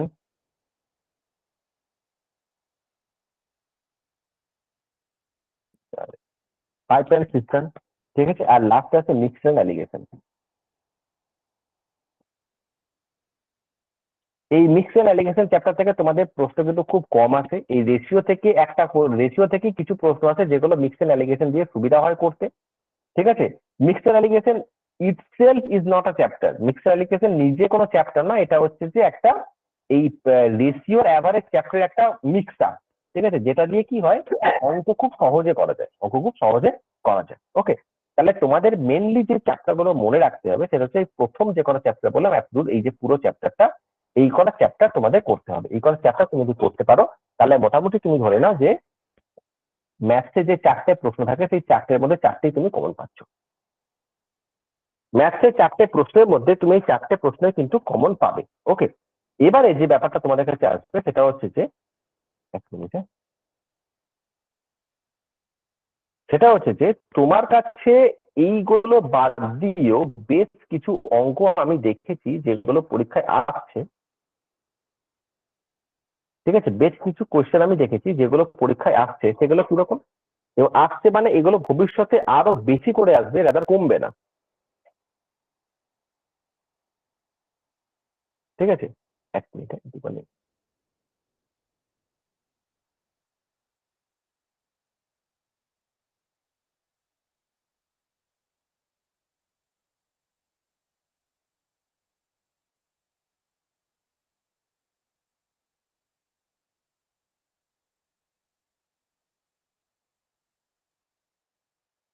সেটা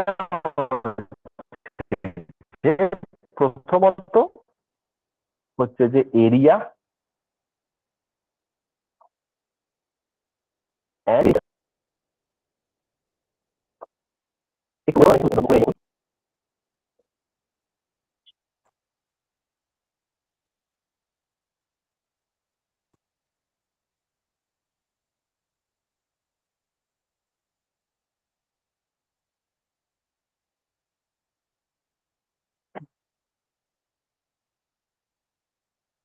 একটু অপেক্ষা করো, হ্যাঁ, আমি তোমাদের এটাকে নতুন করে ইয়ে করি, শেয়ার করছি।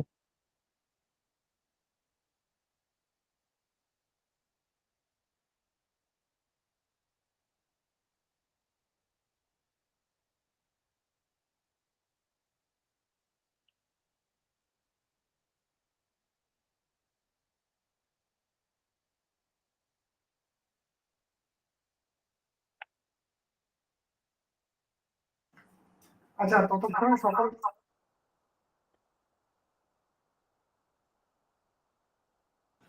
আচ্ছা স্যার যতক্ষণ স্ক্রিন শেয়ার করছেন আমি সকলকে একটু ফিডব্যাক দিতে বলবো, ক্লাস কেমন এগোচ্ছে, কেমন লাগছে, মোটামুটি কি ধরনের আপডেট নতুন সিলেবাসে আসতে চলেছে।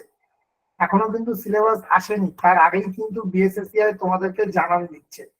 তো এই যে রিসার্চটা, এটা কিন্তু মানে কয়েক মিনিটের কাজ নয়, একটা বড় টিম পুরো বিষয়টা নিয়ে সবসময় ভাবছে এবং রিসার্চ করছে, অ্যানালিসিস করছে প্রশ্ন নিয়ে। আশা করি সেটা বুঝতে পারছো। তো তোমাদের ফিডব্যাক একটু জানাও, তোমাদের কেমন লাগছে।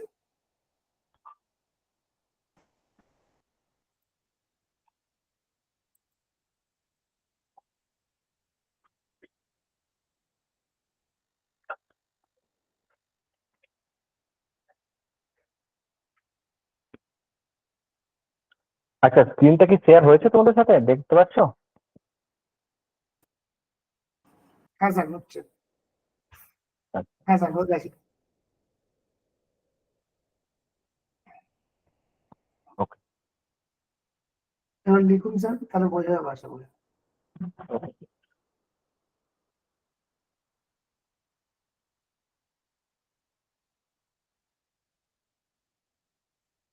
আচ্ছা দেখো, যেটা বলছিলাম সেটা হচ্ছে যে এরিয়া অ্যান্ড পেরিমিটার,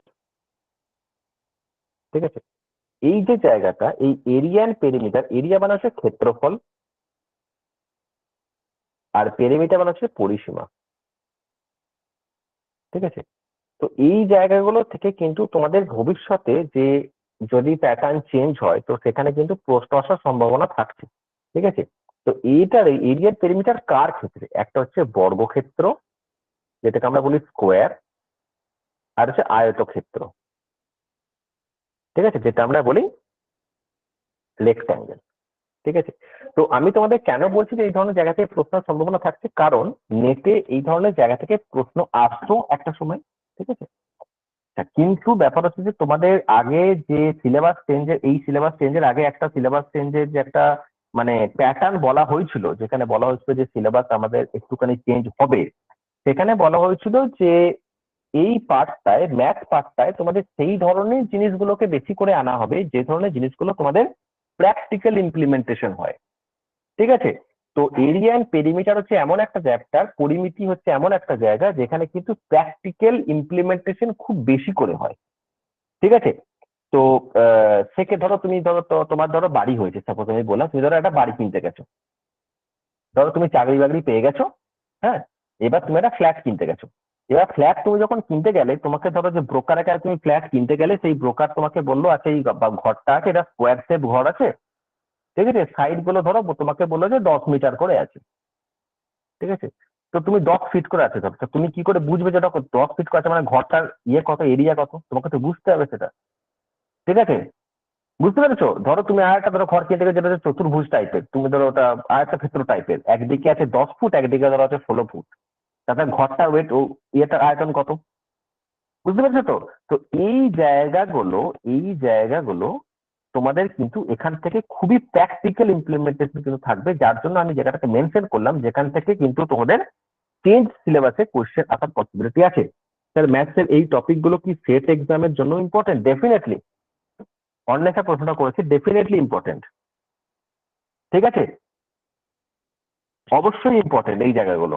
ঠিক আছে, ম্যাথসের দুটো জায়গাতেই সিলেবাস কিন্তু সেমই, নেটে এবং সেটে সেমই। তোমাদের যে সমস্যাটা হয়, তোমাদের অনেকের কাছে সেট পরীক্ষাটা কম্পারেটিভলি ইজি লাগে, কারণ সেট পরীক্ষার কোশ্চেনটা হয় বাংলায়, তুমি তোমাদের মাদার টাঙে পরীক্ষাটা দিতে পারো, কিন্তু নেট পরীক্ষাটা কম্পারেটিভলি শক্ত লাগে কারণ কোশ্চেনটা হয় ইংলিশে।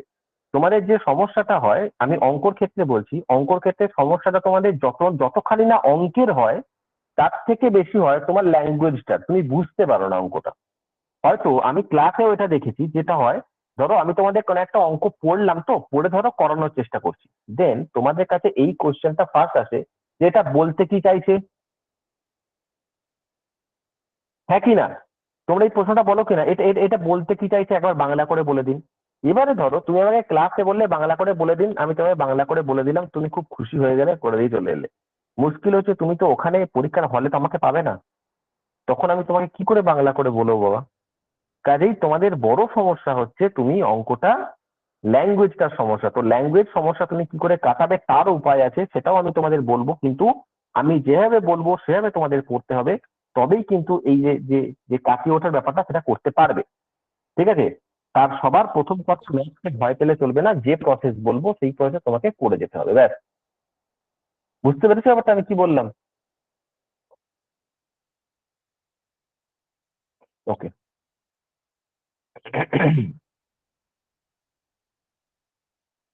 আচ্ছা, আচ্ছা, এখানে এরিয়া পেরিমিটার যেমন এর একটা আছে, আর একটা আছে সেটা রেয়ার খুব, সেটা হচ্ছে সার্কেল।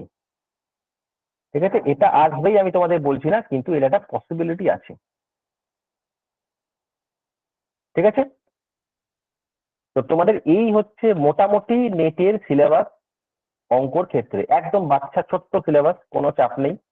ঠিক আছে, কোনো কোনো বেসিক কিছু নেই। তোমাদের কোশ্চেন কিন্তু খুব যে শক্ত হয় সেটাও নয়, একদম ইজি লেভেলেরই কোশ্চেন হয়। ঠিক আছে, খুব শক্ত কোশ্চেন কিন্তু খুব একটা হয় না। এবার তোমাদের যে ব্যাপারটা আমি নিয়ে আসবো, হাউ টু প্রিপেয়ার ম্যাথ। এটা তোমাদের একটা খুব বড় একটা প্রশ্ন তোমাদের কাছে থাকে, হাউ টু প্রিপেয়ার ম্যাথ। আমি পর পর বলছি, ভালো করে শুনবে, যদি কোনো প্রশ্ন থাকে জিজ্ঞাসা করবে। প্রথমত, আমরা তোমাদের যে ক্লাস ওয়ার্কটা করাবো না, সেই ক্লাস ওয়ার্কটা তোমাকে ভালো করে করতে হবে এখানে। মানে বুঝতে যদি না পারো তাহলে আমাকে বলতে হবে আমি বুঝতে পারি নাই। ঠিক আছে, এবং আমার কথার সারমর্ম এটা যে যখন তুমি ক্লাসটা শেষ হয়ে তুমি বেরিয়ে যাবে, তখন তোমার কাছে যেন প্রত্যেকটা অঙ্ক একটা কনসেপ্ট, একটা ক্লিয়ার থাকে, একটা ক্লিয়ার কনসেপশন তোমার মাথায় থাকে। ঠিক আছে, 2 নম্বর প্র্যাকটিস। তোমাকে প্র্যাকটিস করতে হবে। কিভাবে প্র্যাকটিস করবে তোমাদের বলি, সেটা হচ্ছে যে যেদিনকে অঙ্কটা হয়ে গেল তার পরের দিন তুমি প্রত্যেকটা অঙ্ক, প্রত্যেকটা ক্লাস ওয়ার্কের অঙ্ক তুমি একবার করে প্র্যাকটিস করবে,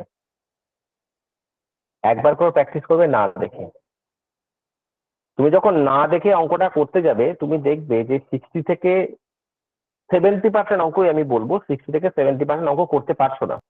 যেটা করতে পারবে না সেটা ছেড়ে দিয়ে চলে যাবে না, করতে পারছো না, 2বার 3বার 4বার করে পড়বে, ঠিক আছে? তারপরে দেখবে তারপরেও যদি করতে না পারো তখন তুমি সেই অঙ্কটা আর একবার হাত দেবে।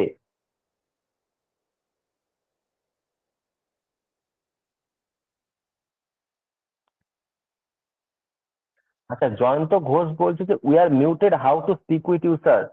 দেখো তোমাদের আমি যেটা বলছি আগে তুমি শুনে নাও ভালো করে, হ্যাঁ? তোমাদের যার যা প্রশ্ন আছে, ঠিক আছে, প্রশ্নগুলো রাখো।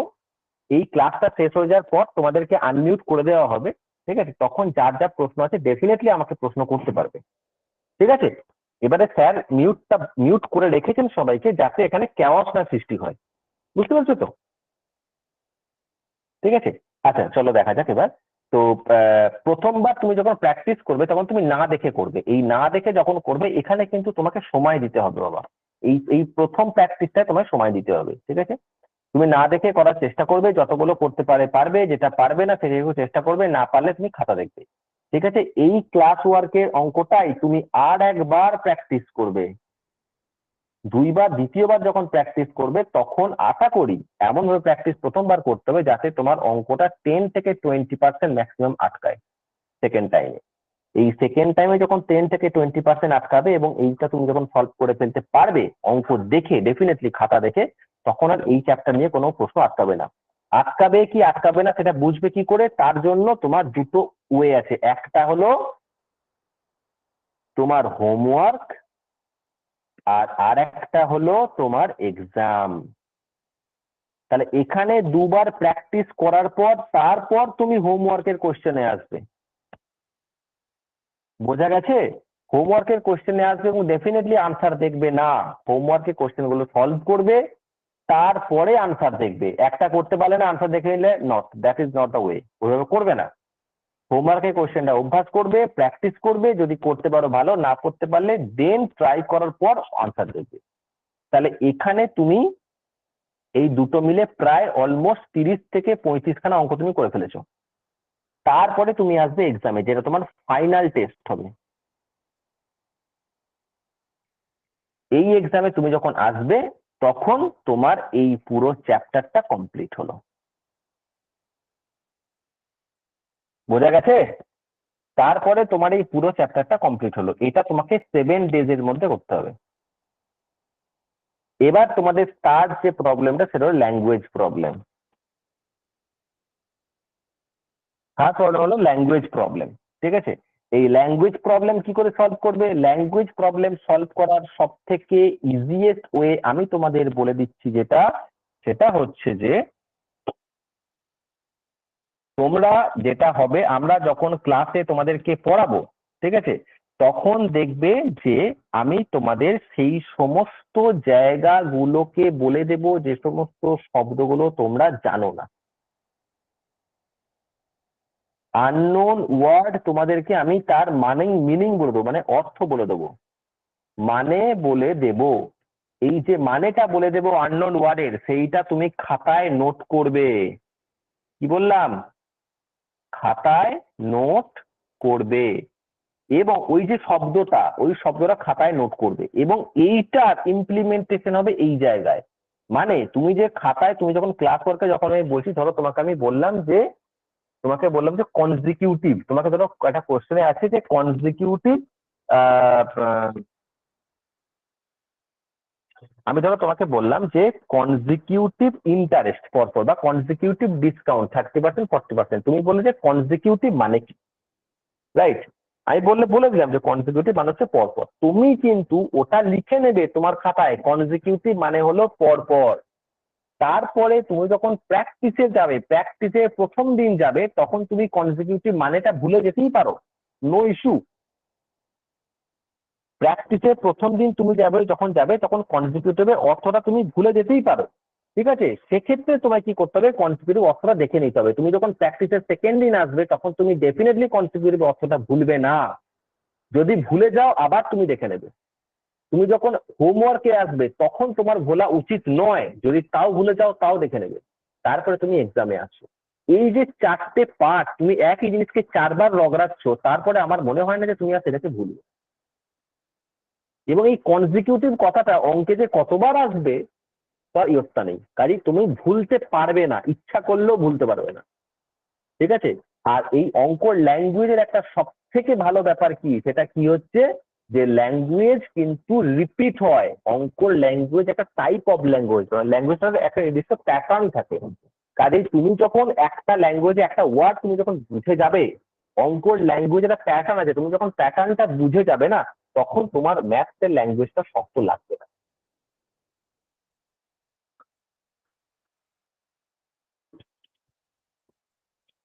দাদা তোমার কাছে মনে হবে যে এই অঙ্কের কোশ্চেন গুলো যদি ইংলিশে হতো তাহলেই ভালো হতো, কারণ ইংলিশে বুঝতে পারি ভালো। এই এই এই জায়গাটাই তুমি চলে আসবে, তুমি যদি আমি যেভাবে বললাম তুমি যদি সেভাবে অঙ্কটাকে প্র্যাকটিস করো, ল্যাঙ্গুয়েজের ব্যাপারে তুমি ঠিক এক্স্যাক্ট এই এই ফিলিংসটাই তোমার ভিতর থেকে আসবে যে ল্যাঙ্গুয়েজটা যদি ইংলিশে হতো না তাহলে খুব ভালো হতো, অঙ্ক ল্যাঙ্গুয়েজটা ইংলিশ হলে খুব ভালো। ঠিক আছে স্যার, কম্পিটিটিভের সাথে নেট ম্যাথের রুলটা কি সেম একদম। তুমি যেখানেই অঙ্ক করো না কেন, বাপ্পা দেব না, তুমি যেখানেই অঙ্ক করো না কেন, যেভাবেই অঙ্ক করো না কেন, আমি যে পদ্ধতি বললাম তুমি যদি সেই পদ্ধতিতে অঙ্ক করো, তাহলে তুমি ইচ্ছা করলেও অঙ্কটা খাওয়া আর পেতে পারবে না। ঠিক আছে, শুধু এই পদ্ধতি তোমাকে অ্যাপ্লাই করতে হবে। ঠিক আছে, এবারে অঙ্কের পর আমরা চলে আসি ডিআই পার্ট। এই যে ডিআই পার্টটা আমরা করবো, এই ডিআই এর আমি যখন ডিআই তোমাদের শুরু করবো না, তখন আমি তোমাদের ডিআই আরো ডিটেলসে বলবো। আমি জাস্ট একটা আউটলুক দিয়েছি তোমাদের ডিআই ব্যাপারে। 1, 2, 3, 4, 5 5 টাইপের ডিআই হয়। ঠিক আছে, আমি তোমাদের বলবো টেবিল কাকে বলে, পাই, লাইন, বার, গ্রাফ, মিক্স সব বলবো। ঠিক আছে, এরও ভাগ হয়, এই টেবিল ডিআই এর 2-3টে করে ভাগ হয়, পাই চার্টের 2-3টে করে ভাগ হয়। ঠিক আছে, এগুলো সবই তখন ডিআই পড়াবো তখন বলবো। এখন আমি শুধু বলে দিচ্ছি টেবিল চার্ট কেমন দেখতে হয় এরকম। ঠিক আছে, পাই চার্ট কেমন দেখতে হয় এই গোল্লা টাইপের, এরকম টাইপের দেখতে হয় না, পিৎজা টাইপ, দেখবো অনেক ডিআই আছে পিৎজা টাইপ।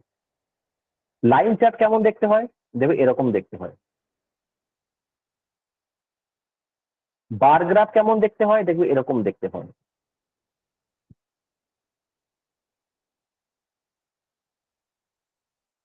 মিক্সড কেমন দেখতে হয়, মিক্সড কি হবে, এটা এটা বা এটার সাথে এটা বা এটার সাথে যে কোনো দুটো নিয়ে হবে। বুঝতে পেরেছো? তাহলে এই যে টাইপটা আমি দেখালাম, এই প্রত্যেকটা সময় তোমরা ওয়াকিবহাল, তোমরা চেনো এই জিনিসগুলোকে, তাই না? তো এইগুলোর এই যে ডিআই যখন আমরা করবো তখন আমরা ফার্স্ট অফ অল এইগুলোর ক্লাসিফিকেশন করবো যে এই ডিআই গুলো কটা পার্ট হয়। যেমন এই যে ডিআইটা টেবিল চার্টটা, তারই যেমন 2-3টে পার্ট হয়। যেমন হচ্ছে এক হচ্ছে যে পার্সেন্টেজ, 2 হচ্ছে র ডেটা, 3 হচ্ছে মিক্সড মিসিং নাম্বার। ঠিক আছে, তোমরা দেখবে আমাদের এই বিএসএসআই ইউটিউব চ্যানেলে দেখবে ডিআই নিয়ে একটা ডিটেলসে ক্লাসও করানো আছে। আমি তোমাদের ওই পুরো ডিআইটাকে আমি বলেছিলাম যে কোন টাইপের ডিআই হয়, কি কি এরকম ডিআই হয়, সবকিছু আমি বলে দিচ্ছিলাম ওখানে। ঠিক আছে, তো সেখান থেকে তোমরা কিন্তু এই ব্যাপারে একটা আইডিয়া নিতেও পারো, র আইডিয়া বা রাফ আইডিয়া তোমরা একটা পেয়ে যাবে।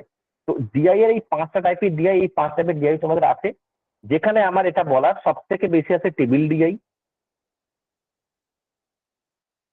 ঠিক আছে, আর সব থেকে কম আছে, কম বলতে পারবো না, টেবিল ডিআই বেশি আছে, আর এই 4টে টাইপের ডিআই মাঝামাঝি আছে। এই 4 টাইপের ডিআই মাঝে মাঝে আছে, ম্যাক্সিমাম টেবিল ডিআই তোমাদের আসে। ঠিক আছে, বুঝতে পেরেছো? আচ্ছা, এইবারে এই যে ডিআই যে 5টা প্রশ্ন আছে, ঠিক আছে, এই 5টা প্রশ্ন কি কি থেকে প্রশ্ন আছে দেখো, আমি তোমাদের 5টাই লিখে দিয়েছি। 5টা প্রশ্ন, 5টা প্রশ্ন আসছে কি থেকে, কোনোটা হচ্ছে অ্যাভারেজ থেকে, কোনোটা রেশিও, কোনোটা পার্সেন্টেজ, কোনোটা কম্পেয়ার ডেটা, কোনোটা মিসলেনিয়াস। এই অ্যাভারেজ থেকে মিনিমাম একটা কোশ্চেন আসবেই আসবে, তুমি মিলিয়ে দেখে নেবে। রেশিও থেকে মিনিমাম একটা প্রশ্ন আসবেই আসবে। পার্সেন্টেজ থেকে মিনিমাম একটা প্রশ্ন আসবেই আসবে। এই যে 3টে বললাম না, এই 3টে থেকে একটা প্রশ্ন আসবেই আসবে। এখন যে প্যাটার্ন আমি তোমাদের রিসেন্ট প্যাটার্ন দেখতে পাচ্ছি, সেই প্যাটার্নে আমি দেখতে পাচ্ছি যে পার্সেন্টেজের কোশ্চেনটা ইনক্রিজ করছে, পার্সেন্টেজের কোশ্চেনটা ইনক্রিজ করছে। ঠিক আছে, সেটা কি হয়, কখনো অ্যাভারেজ বা কখনো রেশিওকে রিপ্লেস করে দেয়। ঠিক আছে, কিন্তু তুমি ধরে রাখতে পারো যে এই তিনটে থেকে একটা করে প্রশ্ন আসবেই আসবে। যদি পার্সেন্টেজ বা এরকম একটা প্রশ্ন আসতে পারে যেই প্রশ্নটায় তুমি অ্যাভারেজ, রেশিও, পার্সেন্টেজ তিনটে কনসেপ্টই কাজে লাগবে একটা প্রশ্নতেই, সেরকমও প্রশ্ন আছে। কম্পেয়ার ডেটা এই টাইপের কোশ্চেনটাও দেখছি এখন আসছে, রেগুলার হয়ে গেছে। আগে এই তিনটে টাইপের কোশ্চেন ছিল রেগুলার কোশ্চেন, এই দুটো ছিল মাঝে মাঝে আসতো, মাঝে মাঝে আসতো না। তাহলে এই দুটো প্রশ্ন কি আসতো, এই তিনটে থেকেই চলে আসতো। কিন্তু কম্পেয়ার ডেটাটা আমি এখন রিসেন্ট ট্রেন্ড দেখছি, এটা কিন্তু রেগুলার চলে এসছে। মানে কিরকম বলতো, মানে তোমাকে যারা বললো যে A B C D E F G H, ধরো এই কটা শহর আছে, প্রত্যেকটা শহরের জনসংখ্যা বলে দিল, আর বলে দিল প্রত্যেকটা শহরের জনসংখ্যা কত হারে বৃদ্ধি পাচ্ছে। তোমাকে বলবে যে সব থেকে হাইয়েস্ট আর সব থেকে লোয়েস্ট জনসংখ্যা যে হারে বৃদ্ধি পেয়েছে তার পার্থক্য কত। সেখানে কম্পেয়ার ডেটা ছিল, ডিফারেন্স করতে বললো তোমাকে। ধর তোমাকে বললো যে এর ইনকাম আর বি এর ইনকামের ডিফারেন্স কত, সেখানে কম্পেয়ার ডেটা চলে এলো। ঠিক আছে। আর একটা মিসলেনিয়াস টাইপ হয়, মিসলেনিয়াস টাইপের মধ্যে কি হয়, এই যে উপরে যে চারটে টাইপ আছে না, সেই চারটে টাইপের রিপিটেশন হয়, যে কোনো একটা রিপিটেশন। মেনলি তুমি পাচ্ছ কি অ্যাভারেজ, রেশিও, পার্সেন্টেজ আর কম্পেয়ার, এই চারটে টাইপের তুমি কিন্তু কোশ্চেন পাচ্ছ। ঠিক আছে। তাহলে পাঁচটার মধ্যে আমি কিন্তু এই চারটে টাইপের তোমাকে বলে দিয়েছি। তাহলে এই যে তিনটে, এই যে রেশিও, পার্সেন্টেজ এবং অ্যাভারেজ, এই তিনটে কিন্তু তুমি দেখতে পাচ্ছ তারা কিন্তু ম্যাথসেও আছে। তাহলে আমরা যেটা আমি তোমাদের বলেছিলাম না অঙ্ক প্রথমের দিকে, যে আমাদেরকে মানে ডিআই যে পার্টটা, সেই ডিআই পার্টে 5 on 5 পেতে হবে। চলো 5 on 5 তুমি কি করে পাবে? 5 on 5 পাওয়ার জন্য তোমাকে কি করতে হবে, ম্যাথসটাকে মানে কি বলবো, মানে ভিত শক্ত করতে হবে। তাহলে ম্যাথসের ভিত তোমার যদি শক্ত থাকে, তাহলে তুমি এখানে 5 on 5 তোমাকে জাস্ট প্র্যাকটিস করতে হবে। ডিআই এর ক্ষেত্রে আমি এখানে দায়িত্ব নিয়ে লিখে দিচ্ছি, ডিআই এর ক্ষেত্রে নতুন কিছু শেখার নেই। এখানে এই কথাটা লেখার পর আমাকে একটা কথা এখানে লিখতে হবে ব্র্যাকেটে, অঙ্কের নিয়ম। মানে নতুন কোনো অঙ্কের নিয়ম শেখার এখানে নেই। কি আছে তাহলে? তাহলে ডিআই কি ক্লাস আমরা করবো না? একদমই না। ডিআই ক্লাস না করলে ব্লান্ডার হয়ে যাবে, বিশাল বড় ভুল হয়ে যাবে। তাহলে অঙ্কের নিয়ম শেখার নেই, আমি এখানে বলে দিলাম। আবার আমি বলছি ডিআই ক্লাস করতেই হবে। কেন করতে হবে? কারণ ডিআই হচ্ছে mainly calculation, calculation plus understanding. কিসের আন্ডারস্ট্যান্ডিং? Of data set. মানে তোমাকে যে ডেটা সেটটা দিয়ে দিয়েছে সেইটা থেকে তুমি কি নির্যাস বের করতে পারছো, দ্যাট ইজ ডিআই। তাহলে তোমাকে যেটা শিখতে হবে সেটা হচ্ছে যে কি করে ডেটা সেটকে ক্যালকুলেট করতে হয়, কি করে ডেটা সেটকে দেখে সেখান থেকে ক্যালকুলেশন নিয়ে আসতে হয়। ঠিক আছে। এবং দ্বিতীয় কথা, যে ক্যালকুলেশনটা তুমি করছো সেই ক্যালকুলেশনটা আমি কতটা ইজি ওয়েতে করতে পারবো, কতটা ইজি ভাবে করতে পারবো, দ্যাট ইজ। ঠিক আছে। এবার তোমাকে একটা প্রশ্ন আসবে যে maths or DI which will bring the more marks in short term. যদি এটা আমার প্রশ্ন আসা উচিত প্রত্যেকের কাছে যে ম্যাথ এবং ডিআই কোনটা শর্ট টার্মে বেশি মার্ক নিয়ে আসবে, এর আনসার ডেফিনেটলি ডিআই, 100% ডিআই। যে ডিআই হচ্ছে এমন একটা জায়গা যেটা সব থেকে কম সময় সব থেকে বেশি মার্কস নিয়ে আসতে পারবে। তার কারণ কি, এই ডিআই করার জন্য আমাকে তিনটে চ্যাপ্টারের কনসেপ্ট লাগে, 1 নাম্বার। 2 নাম্বার কি লাগবে, ক্যালকুলেশন ট্রিক্স। ঠিক আছে। আর 3 নাম্বার কি হবে, প্র্যাকটিস। এই তিনটে জিনিস যদি আমি করতে পারি তাহলেই ডিআই কিন্তু আমি 5 on 5 পেয়ে যাবো। ঠিক আছে। ক্যালকুলেশন ট্রিক্সটা তুমি আমাদের উপর ছেড়ে দাও, ওটা আমরা দেখে নিচ্ছি। আমরা মিনস তুমি বিএসএসআই। তিনটে চ্যাপ্টারের কনসেপ্ট তুমি আমাদের উপর ছেড়ে দাও, আমরা দেখে নিচ্ছি। তোমার উপর কি ছাড়া হলো, প্র্যাকটিসটা, এটা তুমি করবে। তাহলে প্রথম দুটো পার্ট, তিনটে চ্যাপ্টারের একদম কনসেপ্ট, ক্লিয়ার কাট কনসেপ্ট আমি তোমাকে দেবো, ক্যালকুলেশন ট্রিক্স আমি তোমাকে শেখাবো। ঠিক আছে। আমি তোমাকে একটা কথা বলতে পারি, যারা আমার কাছে ডিআই করেছো বা যারা ইউটিউবে আমাদের ডিআই প্র্যাকটিস করা মানে আমাদের ডিআই এর সেশন দেখেছো, যেখানে আমরা ডিআই সেশন করিয়েছি, সেখানে তুমি দেখতে পারো যে মোস্ট অফ দা অঙ্কে আমরা শেষ অব্দি ক্যালকুলেশন করি না। যারা এখানে পেড ব্যাচ আছো, পেড ব্যাচ যারা আমার কাছে ডিআই পড়েছো, ঠিক আছে, তারা আমাকে বলো আমি ঠিক বলছি কিনা। আচ্ছা, রফিকা খাতুন জিজ্ঞাসা করেছে স্যার একটা ডিআই এর জন্য ম্যাক্সিমাম কত সময় দেওয়া ঠিক হবে। ঠিক আছে, বলে দিচ্ছি আমি, তোমার এই প্রশ্নে আমি আসবো। ঠিক আছে, দেখবে তুমি যে আমরা যখন ডিআই করি, যারা এখানে পেড ব্যাচে পড়েছে যারা আমার কাছে, তারা জানো আশা করি যে আমরা কিন্তু কোনো ডিআই কিন্তু ফুল ক্যালকুলেশন করি না, কারণ আমাদের করার প্রয়োজনই হয় না, তার আগেই আমরা আনসার করে নিতে পারি। ঠিক আছে, এবার আসছি তোমার কথায়, রফিকার কথায়, সেটা হচ্ছে কত মানে কত সময় দেওয়া ঠিক হবে। এটা ডিপেন্ড করছে তোমার কাছে কোন ডিআই আছে তার উপরে। ঠিক আছে, মুশকিল হচ্ছে যে তোমাদের যে ডিআইটা থাকবে সেই ডিআইটা যদি ক্যালকুলেটিভ ডিআই হয়, ঠিক আছে, তো সেক্ষেত্রে কিন্তু সময় একটু বেশি লাগবে। এবং তার জন্য আমি তোমাদের কিছু রুলস বলে দেবো, যে যে 5টা প্রশ্ন থাকে, হয়তো প্রথমে তোমার কাছে এমন একটা কি হচ্ছে রে?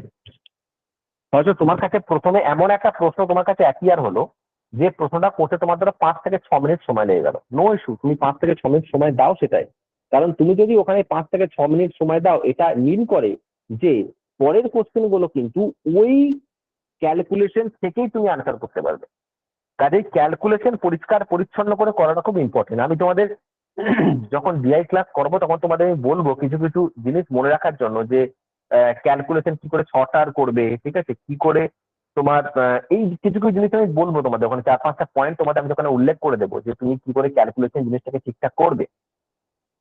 ঠিক আছে, বড় ডিআই কি করে হ্যান্ডেল করবে, ছোট ডিআই কি করে হ্যান্ডেল করবে। ঠিক আছে, কিছু কিছু ডিআইটাকে দেখতে অনেক বড়, ক্যালকুলেশন ছোট হয়, কিছু কিছু ডিআই দেখতে অনেক ছোট, বিশাল বড় বড় ক্যালকুলেশন করতে হয়। ঠিক আছে, তো সেই জায়গাটা আমি তোমাদের বলবো। প্লাস ডিআই যে 5টা প্রশ্ন থাকে, অনেক সময় এমন অনেক প্রশ্ন থাকে যে প্রশ্নগুলো করার মতো নয়। ধরো তোমার কাছে 5টা ডিআই প্রশ্ন আছে, সেখানে তোমাকে একটা প্রশ্ন এমন দিয়ে দেবে, এবং সেটা প্রথমের দিকে, ডেফিনেটলি প্রথমের দিকে দেবে, 1 নম্বরে বা 2 নম্বরে, যেই কোশ্চেনের ক্যালকুলেশনটা করতে তোমার দিন শেষ হয়ে যাবে। ঠিক আছে, তো সেরকম যখন থাকবে তোমার কি করতে হবে, তোমাকে পরপর, তুমি যখন দেখবে যে ক্যালকুলেশনটা বড় হবে, তখন তোমাকে পরপর 4টে প্রশ্ন পড়ে নিতে হবে, বাকি 5টি প্রশ্ন, এবং পড়ে নিয়ে তোমাকে দেখতে হবে যে সেই কোশ্চেন গুলো কি আগের কোশ্চেনের সাথে রেলিভেন্ট। যে 4টে কোশ্চেন আছে সেই 4টে কোশ্চেনের ডেটা কি আমি 1 নম্বর কোশ্চেন সলিউশন থেকে পাবো। যদি ইয়েস হয় উত্তর, যদি দেখা যায় যে হ্যাঁ পাবো, তবেই 1 নম্বর কোশ্চেন অ্যাটেন্ড করবো, নাহলে করবো না। 1 নম্বর কোশ্চেন ছেড়ে আসবো, 2, 3, 4 আর 5 আমি অ্যাটেন্ড করে আসবো, 4টে কোশ্চেন অ্যাটেন্ড হয়ে গেল। তারপরে আমি চলে যাবো অন্য প্রশ্নে যাওয়ার পর যখন লাস্টে দেখবো আমার কাছে সময় আছে, তখন আমি 1 নম্বর কোশ্চেনে আসবো। এগুলো হচ্ছে ট্রিক। এই ছোট ছোট জিনিসগুলো তোমাকে জানতে হবে, কারণ এক্সামিনার তোমাকে দেখে তুমি এই ব্যাপারগুলো সিনসিয়ার কিনা। বুঝতে পেরেছো? তুমি যদি 1 নম্বর প্রশ্নে ফেঁসে থেকে যাও, এবং তাতে করে তুমি যদি 10টা মিনিট 15টা মিনিট নষ্ট করো, তুমি বাকি 4টে প্রশ্ন কিন্তু অন্যের থেকে পিছিয়ে গেলে। কারণ তারা যে এই ট্রিক্সটা জানে, সে কিন্তু বাকি 4টে কোশ্চেন করে বেরিয়ে আসবে, ওই 1টা নাম্বার ছেড়ে আসবে। তুমি 1টা নাম্বার করতে গেলে বাকি 4টে নাম্বার ছেড়ে আসবে।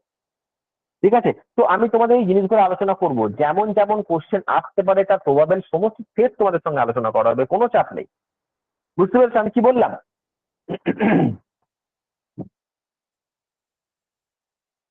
আচ্ছা, এবার এই পার্টটায় আসি। সেটা হচ্ছে যে এই দেখো, how to prepare for DI. তোমাদের এই প্রশ্নটা আছে যে how to prepare, how to prepare, how to prepare. ঠিক আছে, understanding about a chart, this is very very important. যে তোমাকে যে চার্টটা দিয়েছে সেই চার্টটার মিনিং বুঝতে হবে। এবার এবার আমি এবারে বাংলা কোশ্চেনটাতেই বলছি। এবারে বাংলা কোশ্চেনের যে চার্টটা দিয়েছিল, দেখো 0 থেকে বোধহয় 13 বছরের বয়সের লোকজন, 13 থেকে 19 বছরের বয়সের লোকজন, এরকম সামথিং একটা চার্ট দিয়েছিল, যেখানে লেস দ্যান গ্রেটার দ্যান চিহ্ন ইউজ করেছিল। তো আমার যে স্টুডেন্টের সাথে কথা হচ্ছিল, সে আমাকে বললো কি যে স্যার আমি এটা করতে পারিনি, তার একটা বড় কারণ হচ্ছে আমি না চারটা বুঝতে পারিনি প্রথমে। ঠিক আছে, আমি করতে পেরেছি, আমি 3টে কোশ্চেন করতে পেরেছি, তো আমি প্রথমে চারটা বুঝতে পারিনি, চারটা বুঝতে আমার সময় লেগে গেছে অনেকটা। ঠিক আছে, তো এই প্রবলেমটা যাতে না আসে, তোমরা যাতে চার্টগুলোর সাথে ওয়াকিবহাল থাকো, লেস দেন গ্রেটার দেন চিহ্নগুলোর সাথে ওয়াকিবহাল থাকো, সেই ব্যাপারটা আমরা অবশ্যই তোমাদের ক্ষেত্রে দেখবো। মানে যে চার্ট তোমার কাছে আছে সেই চার্টটা যেন তুমি যেন স্পষ্ট করে দেখতে পাও, এটা কিন্তু তোমাদের কাছে ভীষণ ইম্পর্টেন্ট। ঠিক আছে, চার্ট দেখতে পাওয়াটা, চার্ট বুঝতে পারাটা বলতে কি চাইছে, রাইট? আচ্ছা, এরপরে যে পার্টটা আছে smart calculation method, this is very very important. কারণ তোমরা যারা পেড ব্যাচে পড়েছো বা যারা ইউটিউবে আমার ক্লাস দেখেছো, তারা জানো যে স্মার্ট ক্যালকুলেশন মেথড আমরা কতটা ইউজ করি। কোন কোন জায়গায় আমরা কি করি, যে 4টে অপশন আছে, 4টে অপশনকে আমরা মানে তোমার কি বলবো, ইউনিট ডিজিট লাগিয়ে দিই ওখানে। ঠিক আছে, বা ভাগ করার ক্ষেত্রে আমরা মেথড অফ তোমার কি বলে ওটাকে, তোমার ওই বিভাজ্যতার নিয়ম লাগিয়ে দিই, রুল অফ ডিভিজিবিলিটি লাগিয়ে দিই, বা ক্যালকুলেশন করার ক্ষেত্রে গুণত ভাগে আমরা শেষ একটা ডিজিট, ইউনিট ডিজিট বা শেষ দুটো ডিজিটের কনসেপ্ট ইউজ করি। ঠিক আছে, তো এইখানে পুরো ক্যালকুলেশন করা থেকে আমাদেরকে বিরত থাকতে হবে, তার পরিবর্তে আমাদের বিভিন্ন ট্রিক ইউজ করতে হবে, যে ট্রিক গুলো দিয়ে কিন্তু আমরা ক্যালকুলেশনটাকে ইজিয়ার করতে পারবো, স্মুথ করতে পারবো। ঠিক আছে, তারপরে reading and understanding the instruction of the given data, this is very important. তোমাদের আগের বছরে একটা ডিআই এসেছিল, মানে যে কোশ্চেনটা তোমাদের ক্যান্সেল হয়ে গেল, তুমি দেখবে সেখানে একটা কোশ্চেন এসেছিল যে, তোমরা জানো সবাই আশা করি, যে একটা দেশে তোমার টোটাল বোধহয় এরকম ছিল ডেটা, আই থিঙ্ক যদি আমি ভুল না হয়তো 800 কোটি জনসংখ্যা আছে, গোটা ওয়ার্ল্ডের জনসংখ্যা 800 কোটি। তার মধ্যে হ্যাঁ একদম বাপ্পা দেবনা ঠিক বলছি, রোগীদের একদম 800 কোটি জনসংখ্যা আছে, যার মধ্যে 80 কোটি হচ্ছে তোমার 10% পেশেন্ট, ওটা একদম টপে লেখা ছিল। ঠিক আছে, তারপরে দুটো টেবিল দিয়েছিল, একটা টেবিলে তোমাকে বলে দিয়েছিল যে কোথায় কত পার্সেন্ট, মানে কোন রোগ কত পার্সেন্ট আছে, আর দ্বিতীয় বলছিল হার্ট ডিজিজ কত পার্সেন্ট আছে। আই থিঙ্ক আমি কি ঠিক বলছি ব্যাপারটা?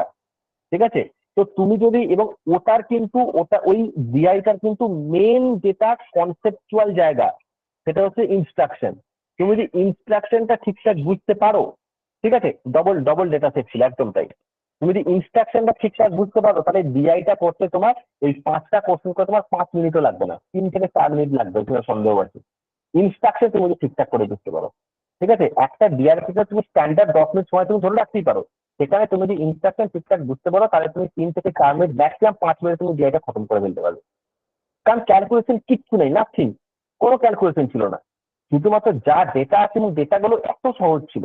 তাহলে ওখানে তোমাকে মেন তোমার কোন জায়গাটা, reading and understanding the instruction given in data, মানে তোমাকে ইনস্ট্রাকশনে যদি কোনো ডেটা থাকে তোমাকে সেটা ক্যাচ করতে হবে, ধরতে হবে, বুঝতে হবে যে ইনস্ট্রাকশনে কি ডেটা দেওয়া আছে। বুঝতে পেরেছো? ইংলিশ ল্যাঙ্গুয়েজ তোমাদের তো বিশাল প্রবলেম, আমি তো দেখেছি তোমাদের, এবং সেটা থেকে কি করে তুমি বের হবে তারও কিন্তু আমি সলিউশন তোমাদের অলরেডি বলে দিয়েছি। Practice more DI, this is the most important part. আমি একটা রুলস তোমাদের বলি যে 1 DI for 2 days, 1 DI for 2 days, ফটো লিখতে ডিআই পার 2 days, মানে প্রতি 2 দিনে একটি করে ডিআই আমি প্র্যাকটিস করব, প্রতি 2 দিনে একটি ডিআই প্র্যাকটিস করব। এইটা লিখে তোমার পড়ার টেবিলে ফাটিয়ে দাও। ঠিক আছে, প্রতি 2 দিনে একটি ডিআই, মানে আজকে একটা ডিআই করলাম, কাল বাদ পরশু একটা ডিআই করবো। ঠিক আছে, মানে আজকাল মিলে 2 দিন, এই 2 দিনের মাঝে আমি একটা ডিআই করবোই করবো। ওকে, বোঝা গেছে? ক্লিয়ার? ঠিক আছে,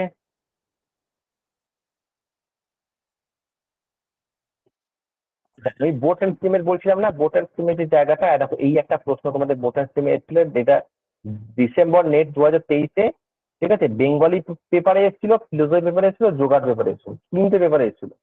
বেঙ্গলি তোমার কোথায় গেল, বেঙ্গলি সেট 2-তে ছিল, সেট 1-ও এসেছিল এটা, এই সেম কোশ্চেন, ভাবো। ঠিক আছে, এটা করছে এই ডিআইটা, যে ডিআইটা আমি তোমাদের বলছিলাম, এই যে সেই ডিআই, দেখো মিসিং নাম্বার ডিআই, দেখেছো, সব ডেটা দেওয়াও নেই। বোট অ্যান্ড স্ট্রিমের অঙ্ক, distance, speed of boat, speed at stream, আর হচ্ছে টাইম টেকেন। তাই তুমি যদি বোট অ্যান্ড স্ট্রিম তুমি যদি না জানো, তাহলে কিন্তু তুমি অঙ্কটা করতে পারবে না, এই ডিআইটা করতে পারবে, 5খানা অঙ্ক, 5খানা কোশ্চেন তোমার জলে গেল। ঠিক আছে, তো এবার আমি স্যার কি আছেন, তাহলে স্যারকে বলবো যে ওদেরকে একবার মাইকটা খুলে দিন, ওদের কার কি প্রশ্ন আছে জিজ্ঞাসা করার আমি জিজ্ঞাসা করে নিই।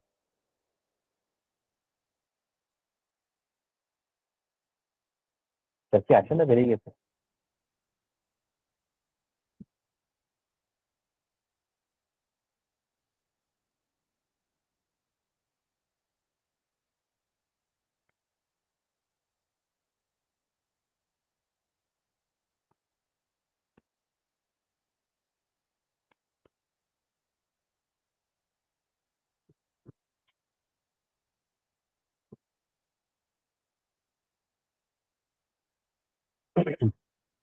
জয়শ্রী চক্রবর্তী বলছে একটা স্যাম্পল কি করা যাবে, কিসের স্যাম্পল বলো? ওই বোটেন স্ট্রিমে?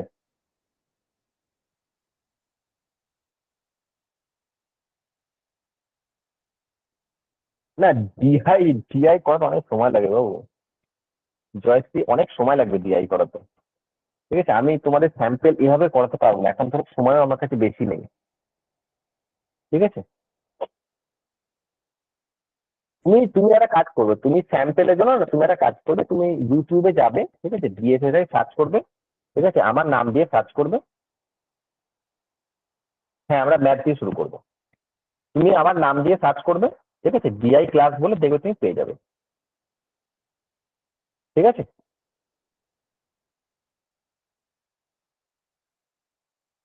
যাক, এখানে তো আমি তো এটাকে আনমিউট করতে পারছি না, আমার এখান থেকে হচ্ছে না।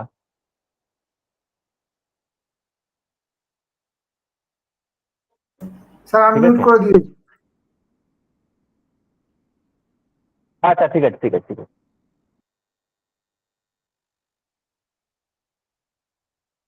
আচ্ছা,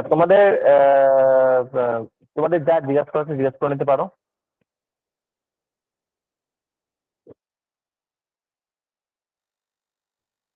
যদি কারো কিছু জিজ্ঞাসা থাকে বলে দিতে পারো।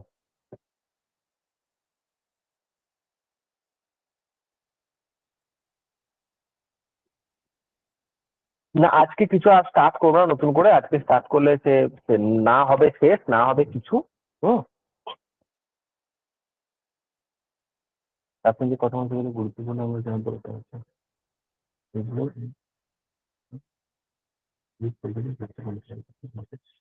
একদম তাই, চেষ্টা করে নেট কোয়ালিফাই করতে পারা যাবে। আচ্ছা, উষা মাহাতো প্রশ্ন করছে, সেলফ স্টাডি করে কি নেট কোয়ালিফাই করতে পারা যাবে? হ্যাঁ, অবশ্যই যাবে। আমি তোমাদের কখনোই বলবো না যে নেট কোয়ালিফাই করা যাবে না সেলফ স্টাডি করে। ঠিক আছে, কিন্তু স্যার যে তোমাদের কথাগুলো বললেন, ঠিক আছে, তো এটা কিন্তু একটা সত্যি মানে একটা ইম্পর্টেন্ট কথা, যে তুমি যদি কোনো ইনস্টিটিউটে ভর্তি হও, ঠিক আছে, সেক্ষেত্রে তুমি কি পাবে, সেই ইনস্টিটিউটের যে রিসার্চ ওয়ার্কটা, হ্যাঁ, অবশ্যই তুমি তার ফেসিলিটিস পাবে, পরিবর্তে তোমাকে কিছু পে করতে হবে ডেফিনেটলি। ঠিক আছে, আদারওয়াইজ তুমি যদি ভাবো যে সেলফ স্টাডি করে করবো, সেটাও পসিবল, সেখানে তোমাকে অনেক বেশি সময় দিতে হবে, ব্যাস এইটুকু। যদি তুমি কোনো ইনস্টিটিউটে পড়ো, সেখানে যদি তোমাকে দিনে 5 ঘন্টা 6 ঘন্টা পড়ে তোমার হয়ে যায়, তো সেটাই তোমাকে তার প্রায় ডবল সময় দিতে হবে, কারণ তোমাকে যেটা ইনস্টিটিউট তোমার হয়ে করে দিচ্ছে সেটা তোমাকে নিজেকে করতে হবে, তাই না? আচ্ছা, জয়শ্রী চক্রবর্তী বলছে আপনার ক্লাস আবার কবে হবে? দেখো, পেড ব্যাচে আমি তোমাদের ক্লাস নেব, ঠিক আছে, এই ক্লাসটা আমি পেড ব্যাচে তোমাদের আমি ক্লাস নেব, কাজে এই পেড ব্যাচে যেদিন অঙ্ক থাকবে আমি সেদিন তোমাদের সাথে আসবো। ঠিক আছে, আচ্ছা, তোমাদের কি মাইক আনমিউট হয়নি এখনো? স্যার বলছি হ্যাঁ স্যার, আমাদের ক্লাস আনমিউট আছে। রুটিনটা কি দেওয়া হবে? হ্যাঁ, ক্লাস রুটিন তোমরা ইনস্টিটিউটে কথা বলে না, ওখানে পেয়ে যাবে। আচ্ছা, ক্লাস রুটিন ক্লাস তোমাদের রুটিন দিয়ে হচ্ছে দেওয়া হবে। মঙ্গলবার বুধবার রাত্রি 8টা থেকে পেপার 1-এর ক্লাস থাকবে। ব্যাস হয়ে গেল।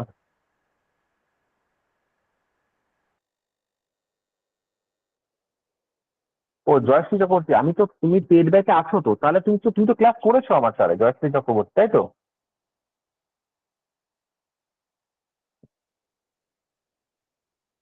রোনা বলছে আমার ক্লাস খুব ভালো লাগে, থ্যাংক ইউ রোনা। ঠিক আছে, তাহলে তোমাদের তো একটা কিছু জিজ্ঞাসা করার নেই। ঠিক আছে, আচ্ছা, নিউ অ্যাডমিশন আগের উইকে, আচ্ছা আচ্ছা, ঠিক আছে, ঠিক আছে, তাহলে আজকে এ পর্যন্তই থাক আমাদের ক্লাস। ঠিক আছে,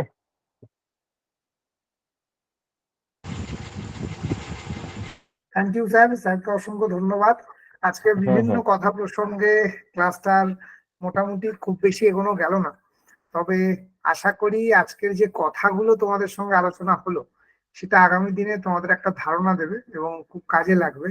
আর অন্তত এটুকু তো বুঝতে পারলে যে ম্যাথসের এক্সপেক্টেড সিলেবাস এবং এক্সপেক্টেড প্রশ্নের ধরন কেমন হবে, সেটা নিয়ে কিন্তু বিএসএসসিআই রীতিমতো রিসার্চ করেছে। কি মনে হয়, একটু জানাও তোমরা তোমাদের মতামত। ঠিক ঠিক, একদম একদম একদম। এবং উইথ প্রুফ সেটা আমরা আমাদের মতামত তোমাদেরকে দিয়েছি। দেখো, এটা একদম শুধু স্যার। ম্যাথ ম্যাথ নিয়ে নয়, মানে আমরা প্রত্যেকটা জায়গা নিয়ে এটা করি, এবং যারা পেইড ব্যাচে থাকে তারা জানে। তো একটা ছোট্ট জিনিস বলে রাখি, আজকে পশ্চিমবঙ্গে যদি মানে 2000 স্টুডেন্ট নেটের প্রস্তুতি নেয়, তার মধ্যে 1000 জন আমাদের এখানে নেয়। ঠিক আছে, তো এই বিশ্বাসটা তো আর একদিনে তৈরি হয়নি, এবং তার জন্য সেই বিশ্বাসটাকে অটুট রাখার জন্য আমাদেরকে প্রচুর প্রচুর খাটতে হয়, এবং আমরা সেটা করি। ঠিক আছে, তো দেখো করি বলে সেসব ঢাকঢোল পিটিয়ে লাভ নেই। দিনের শেষে সাকসেস কথা বলবে, রেজাল্ট কথা বলবে। ঠিক আছে, এবং আমাদের রেজাল্টের পর প্রত্যেকবারই সম্বর্ধনা হয়, আশা করি তোমরা সেটা সোশ্যাল মিডিয়াতে দেখতে পাও। শুধু একটা কথাই বলবো, একটা আকাঙ্ক্ষা লক্ষ্য রাখতে হবে। এটা লক্ষ্য রাখো, আগামী দিনে ওই সম্বর্ধনা মঞ্চে তুমি যেন তোমায় দেখতে পাও। ঠিক আছে, আর যাতে সময় নষ্ট করতে না হয়, আমি এটুকুই একদম তোমাদেরকে। একদম। ঠিক আছে, এটুকুই যদি থাকে তাহলে আর কিচ্ছু লাগবে না। ঠিক আছে, ছোট্ট ছোট্ট পায়ে এগিয়ে চলো। আর এটুকু বলতে পারি, এটা প্রথমেই বললাম, যে যদি বিশ্বাস ভরসা থাকে, বিএসএসিআই কে মানে ভরসা করতে পারো যদি, তাহলে আমাদের হাত ধরে তোমরা কিছু না, ঠিক আছে, আহ মোটামুটি 6 মাস দাও, বাকিটা রেজাল্টে কথা বলবে, আমি কিছু বলবো না। আচ্ছা, পেপার 1 এর ক্লাস থাকে মঙ্গলবার এবং বুধবার, আর পেপার 2 এর সব সাবজেক্টেরই ক্লাস থাকে বৃহস্পতিবার এবং শনিবার। সাপোজ আমরা যদি এখন দেখি প্রথম থেকে, তাহলে 5:30 থেকে থাকে হিস্ট্রির ক্লাস প্রত্যেক বৃহস্পতিবার এবং শনিবার, টাইম একই। 6টা থেকে থাকে ফিলোসফির ক্লাস, 7টা থেকে থাকে 7:30 থেকে থাকে এডুকেশনের ক্লাস, 8টা থেকে থাকে বাংলার ক্লাস, আর 8:30 থেকে থাকে সংস্কৃতের ক্লাস। তো এই হচ্ছে টাইমিং। আর ফ্রি ক্লাস আজকের মতো এই পর্যন্তই। এরপর শুধু পেড ব্যাচের ক্লাস আগামীকাল থেকে পেপার 1, বৃহস্পতিবার থেকে পেপার 2। দেখো, শুধু ফ্রি ক্লাস দিলে তো হবে না। একটা সত্যি কথা বলতে, আমাদেরকে একটা নির্দিষ্ট লক্ষ্য রেখে যারা আমাদের উপর ভরসা করেছে, একটা নির্দিষ্ট পে করেছে, তাদেরকে তো আমাদের সাকসেসের দিকে এগিয়ে নিয়ে যেতে হবে। তো সে কারণে আমরা এই মুহূর্তে আর ফ্রি ক্লাস কিছু প্রোভাইড করতে পারছি না। তো শুধুমাত্র এবার পেড ক্লাস চলবে। আর যারা পেড ক্লাসে ভর্তি হয়েছো, আগামীকাল থেকে as per schedule, as per routine, ঠিক আছে, সমস্ত কিছু তাদের জন্য যাবে। আর একদম এরকম ফ্রি ক্লাসগুলো আমাদের জন্য গিফট দেওয়ার জন্য। হ্যাঁ, ঠিক কথা, মাঝে মাঝে দিই, তবে এই সেশনে আর হয়তো ফ্রি ক্লাস আমরা দিতে পারবো না, এটা আমাদের অক্ষমতা, তার জন্য আমরা সত্যিই ক্ষমা প্রার্থী। কিন্তু ওই যে বললাম, আমাদের লক্ষ্য থাকে যে যারা আমাদের কাছে ভরসা নিয়ে আমাদের হাতে হাত মিলিয়েছে, আমাদের সঙ্গে এনরোল করেছে, তাদেরকে তো এগিয়ে রাখতে হবে। তো তার মধ্যে থেকেও তোমাদেরকে একটু সাহায্য করার চেষ্টা করি। হ্যাঁ স্যার, মাঝে মাঝে ফ্রি ক্লাস দেবেন বলতে হবে না, অবশ্যই দেবো। ঠিক আছে, স্যার মাঝে মাঝে দেবেন, 6+3 মাস নয়, 9 মাস পাবো, এটাই অনেক। হ্যাঁ, একদম, কেন পাবেন, অবশ্যই পাবে। ঠিক আছে, সবকিছুই পাবে। মাঝে মাঝে ফ্রি ক্লাস আছে, চিন্তার কোনো কারণ নেই। তবে ওই যে বললাম, কিছু তো জিনিসপত্র থাকে, সবটা তো ফ্রিতে দেওয়া যায় না, আশা করি সেটা তোমরাও বোঝো। ঠিক আছে, ঠিক ঠিক। তো স্যার তাহলে আপনার এই যে নাম্বারটা দিয়েছেন সেই নাম্বারই তাহলে টাকাটা পাঠাবো, তাই তো? হ্যাঁ, পাঠিয়ে দেবে, পাঠিয়ে আমাদের হ্যালো অলরেডি ঠিক। স্যার। 3-4 দিন আমরা হ্যালো হয়ে গেছে ক্লাস করার সাথে স্যার, সাথে। বলছি আমাদের ঠিক, ঠিক। পেড ক্লাসের লিংকটা কি কালকে কোনো মানে অ্যাপে দেওয়া হবে নাকি গ্রুপে দেওয়া হবে? হ্যাঁ, বলে দিচ্ছি আমি। সবার প্রথমেই জানিয়ে রাখি যে আমাদের পেড ক্লাসের কোনো লিংক, কোনো পিডিএফ এরকম গ্রুপে শেয়ার হয় না। ঠিক আছে, পেড ব্যাচের জন্য আলাদা হোয়াটসঅ্যাপ গ্রুপ আছে, কিন্তু সেখানে শুধুমাত্র ক্লাসের আপডেট আসে, কবে কখন কি ক্লাস হচ্ছে, কোনো ক্লাস যদি শিডিউল হয়, সেই সমস্ত জিনিসগুলো থাকে। ঠিক আছে, আর বাকি A to Z ক্লাসের লিঙ্ক থেকে শুরু করে সবটাই অ্যাপের মধ্যে একেবারে গোছানো থাকে। অ্যাপের মধ্যে দেখবেন একটা অ্যাপ আমাদের আছে, এনরোল করার পর আপনার কাছে লগইন আইডি পাসওয়ার্ড যাবে এবং অ্যাপের লিঙ্ক যায়। যারা যারা ভর্তি হয়েছেন তারা পেয়েছেন তো হোয়াটসঅ্যাপে, একটু হ্যাঁ রেসপন্স হ্যাঁ, করুন। পেয়েছি। হ্যাঁ ঠিক স্যার, আছে, তো নিশ্চয়ই সেটা আপনারা ইনস্টল করেছেন এবং সেই লগইন আইডি পাসওয়ার্ড দিয়ে খুলেছেন। দেখবেন ওই অ্যাপের মধ্যে একদম লিখছি, অ্যাপে সব অর্গানাইজ করা আছে একেবারে। ঠিক আছে, অ্যাপের মধ্যে স্যার দেখবেন আমার একটা লাইভ কোশ্চেন ক্লাস ছিল বলে স্যার। আসছে, লাইভ ক্লাস বলে একটা আইকন আছে। যে যে টাইমিং বললাম, যেমন আগামীকাল 8টা থেকে ক্লাস আছে পেপার 1-এর, তো 8টার সময় ওই লাইভ ক্লাসে ক্লিক করবেন, দেখবেন ক্লাসের ছবি দেখাচ্ছে, ওখানে ক্লিক করলে জয়েন বাটন পাবেন, জয়েন করে নেবেন। ঠিক আছে, আপনি অ্যাপ থেকেই জয়েন করতে পারবেন। আপনার আলাদা কোনো অ্যাপের প্রয়োজন নেই, আলাদা কিচ্ছুর প্রয়োজন নেই, কোনো লিঙ্কের প্রয়োজন নেই। বোঝাতে পারলাম? সেখানে গিয়ে ক্লাসে জয়েন করবেন। আর যখনই ক্লাসটা হয়ে গেল, তার পরদিন মোটামুটি দুপুর 12টার মধ্যে ক্লাসের রেকর্ডেড ভিডিও আপলোড হয়ে যাবে। সেটাও অ্যাপে পাবেন মাই কোর্স অপশনে। এবং মাই কোর্সের মধ্যে গিয়ে দেখবেন আপনি পেপার 1 নিলে পেপার 1 এর ফোল্ডার থাকবে, পেপার 2 যদি নেন পেপার 2 থাকবে, দুটো নিলে দুটোই থাকবে। ধরুন পেপার 1 এর ক্লাস দেখছেন, ঢুকবেন, পেপার 1 এর মধ্যে রেকর্ডেড ভিডিওগুলো একটা ফোল্ডার করা আছে। সেখানে ঢুকে গেলে আপনি ক্লাসের রেকর্ডিং ভিডিও পেয়ে যাবেন এবং তার সাথে সাথে আপনি এই যে রেকর্ডেড ভিডিওর সঙ্গে যে পিপিটিটা, স্যার যেমন আজকে যে পিপিটিটা দেখালেন, ওটা আপনি ওখানেই পেয়ে যাবেন। আর রেকর্ডেড ভিডিওর মতোই ই স্টাডি মেটেরিয়াল বলে ফোল্ডার থাকবে, সেখানে গিয়ে আমাদের স্টাডি মেটেরিয়াল বইগুলো পেয়ে যাবেন। এরকম সব সাজানো গোছানো থাকবে। Video library, PYQ practice set, PYQ question bank, এমনি নর্মাল কোশ্চেন ব্যাংক, তারপরে আপনার ফাউন্ডেশন মক টেস্ট, প্রচুর প্রচুর কিছু আছে। ঠিক আছে, তো এই হলো ব্যাপার। ই স্টাডি মেটেরিয়াল পুরো টাকা কমপ্লিট হলে কি দেখতে পারবো স্যার? একদম মৌমিতা সাউ। দেখো, আপনাদের যখনই কোর্স ফি 100% পে হয়ে যাবে, তখনই ই স্টাডি মেটেরিয়াল হচ্ছে আমাদের একটা প্রিমিয়াম ফিচার্স। মানে এখানে যখনই অ্যাক্টিভ হবে, পুরো 10টা ইউনিটের ইচ অ্যান্ড এভরিথিং আপনি দেখতে পাবেন। ঠিক আছে, আর 2 নম্বর কথা, শুধু ই স্টাডি মেটেরিয়াল নয়, সঙ্গে সঙ্গে ভিডিও লাইব্রেরিও তাই হবে। ঠিক আছে, আমার 9 মাসের কোর্স কমপ্লিট হওয়ার পর কি ভিডিওগুলো দেখতে পাবো? না, আমাদের অ্যাপগুলো হচ্ছে সাবস্ক্রিপশন মডেল। যতদিন আপনার সাবস্ক্রিপশন থাকবে ততদিন আপনি অ্যাক্সেস পাবেন, তারপর আর পাবেন না।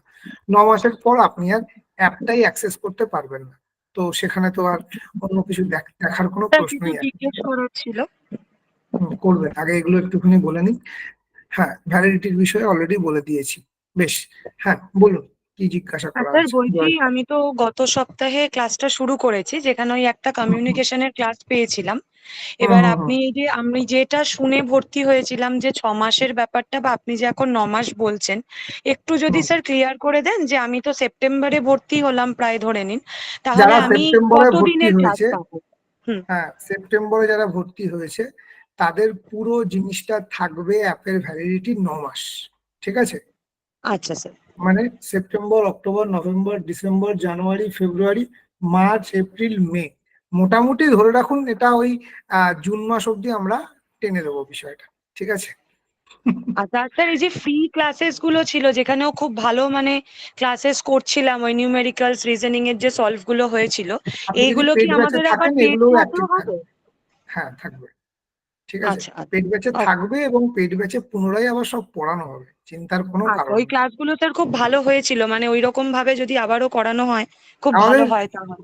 যারা পেড ব্যাচে আছে তারা আশা করি জয়শ্রীর কথাতে উত্তর দিতে পারবে যে দেখুন, নিজের জিনিস তো ভালো বলবোই, কিন্তু আমাদের সারা বছরই এরকম ক্লাস হয়, এর থেকে ভালো ক্লাস হয়। অনেক কিছু থাকে যেগুলো ফ্রি ব্যাচে আমরা রিভিল করি না, কারণ সত্যি কথা বলতে একটা প্রাতিষ্ঠানিক প্রতিযোগিতা থাকে। দেখো, মিথ্যে কথা বলে তো লাভ নেই, এটা একদম সত্যি কথা। ঠিক আছে, ওই মুখে খুব সাধু, ভেতরে ভেতরে অনেক কিছু, এইসব করে লাভ নেই। তো ফ্রি ক্লাসগুলো যেহেতু ওপেন টু অল, তো বেশ কিছু সিক্রেট, বেশ কিছু বিষয় থাকে যেগুলো ওপেনলি বলা যায় না।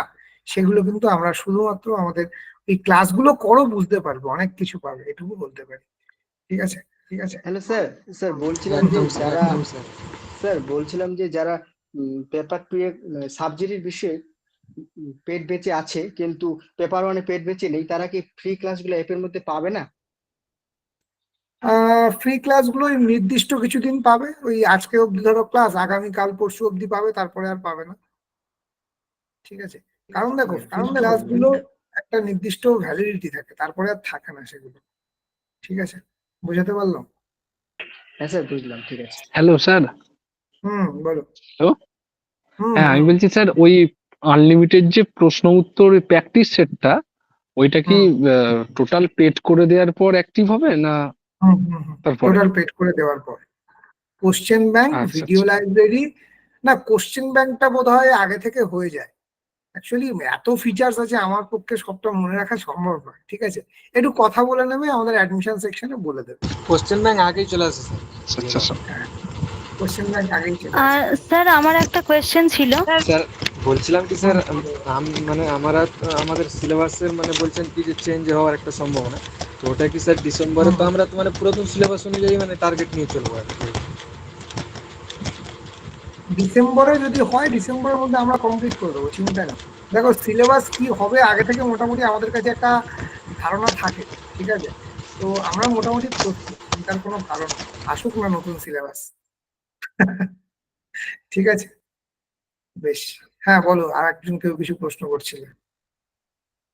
হ্যাঁ স্যার, বলছি যে আপনি তো বললেন, তো আমরা তো মানে অ্যাপ থেকে কোনো কিছু আম, নিয়ে কোনো প্রিন্ট আউট বা কিছু করতে পারবো না, তো ফোন থেকে মানে আমার একটু বেসিক্যালি পড়তে একটু প্রবলেমই হয়। তো আমি কি সেক্ষেত্রে আলাদা করে কোনো বেনিফিট পাবো, মানে গিয়ে হয়তো না, আমি ডেটাটা নিয়ে আপনি, এলাম? হ্যাঁ সেটা আপনি নিতে পারেন, কিন্তু তার জন্য যতটুকু হ্যাঁ। প্রিন্টিং চার্জ লাগবে সেটা দিলে আপনি পেয়ে যাবেন, সেগুলো নিয়ে কোনো চিন্তা নেই, আমাদের আচ্ছা সেই আচ্ছা। ব্যবস্থা আছে। ধরুন আপনি কোনো মেটেরিয়াল প্রিন্ট চাইছেন, আপনি অফিসে আসলেন, এসে বললেন যে আমার এই মেটেরিয়ালটা প্রিন্ট দরকার, বা আগে থেকে বলে রাখলেন ডেলিভারিও দিয়ে আপনাকে, দেয় স্যার, ফোন করেছিলাম, ডেলিভারিও দেয় বলছে। চিন্তা কোনো কারণ নেই। দেখুন এতজন মানে করছে, আপনিও চিন্তা করবেন না, ঠিক আছে? আমাদের সব সুবিধাই আছে। আচ্ছা স্যার, আর একটা প্রশ্ন আছে। আহ, আমি বলুন। পেপার 1 এবং পেপার 2 দুটোতেই অ্যাডমিশন নিয়েছি। পেপার 2 হুম এর হুম। ভ্যালিডিটি কতদিন পর্যন্ত থাকবে? এই সেপ্টেম্বরেই 15 অ্যাডমিশন মাস, নিয়েছি, 9 তারিখ। 12+3, 15 মাস। মানে সেপ্টেম্বর স্যার, টু আচ্ছা সেপ্টেম্বর, ওই ডিসেম্বর অব্দি থাকবে, মানে 2025 পুরোটা, ঠিক আছে? স্যার বলছি যে আমি আচ্ছা। তো পেপার 2 বেঙ্গলিতে রানিং আছি, এই ভ্যালিডিটা কি আমি পাবো? না, তোমরা পাবে না, এটা শুধুমাত্র প্রথমে 100 জন পাবে, যারা ওই সেপ্টেম্বর ব্যাচে আছো তারা পাবে।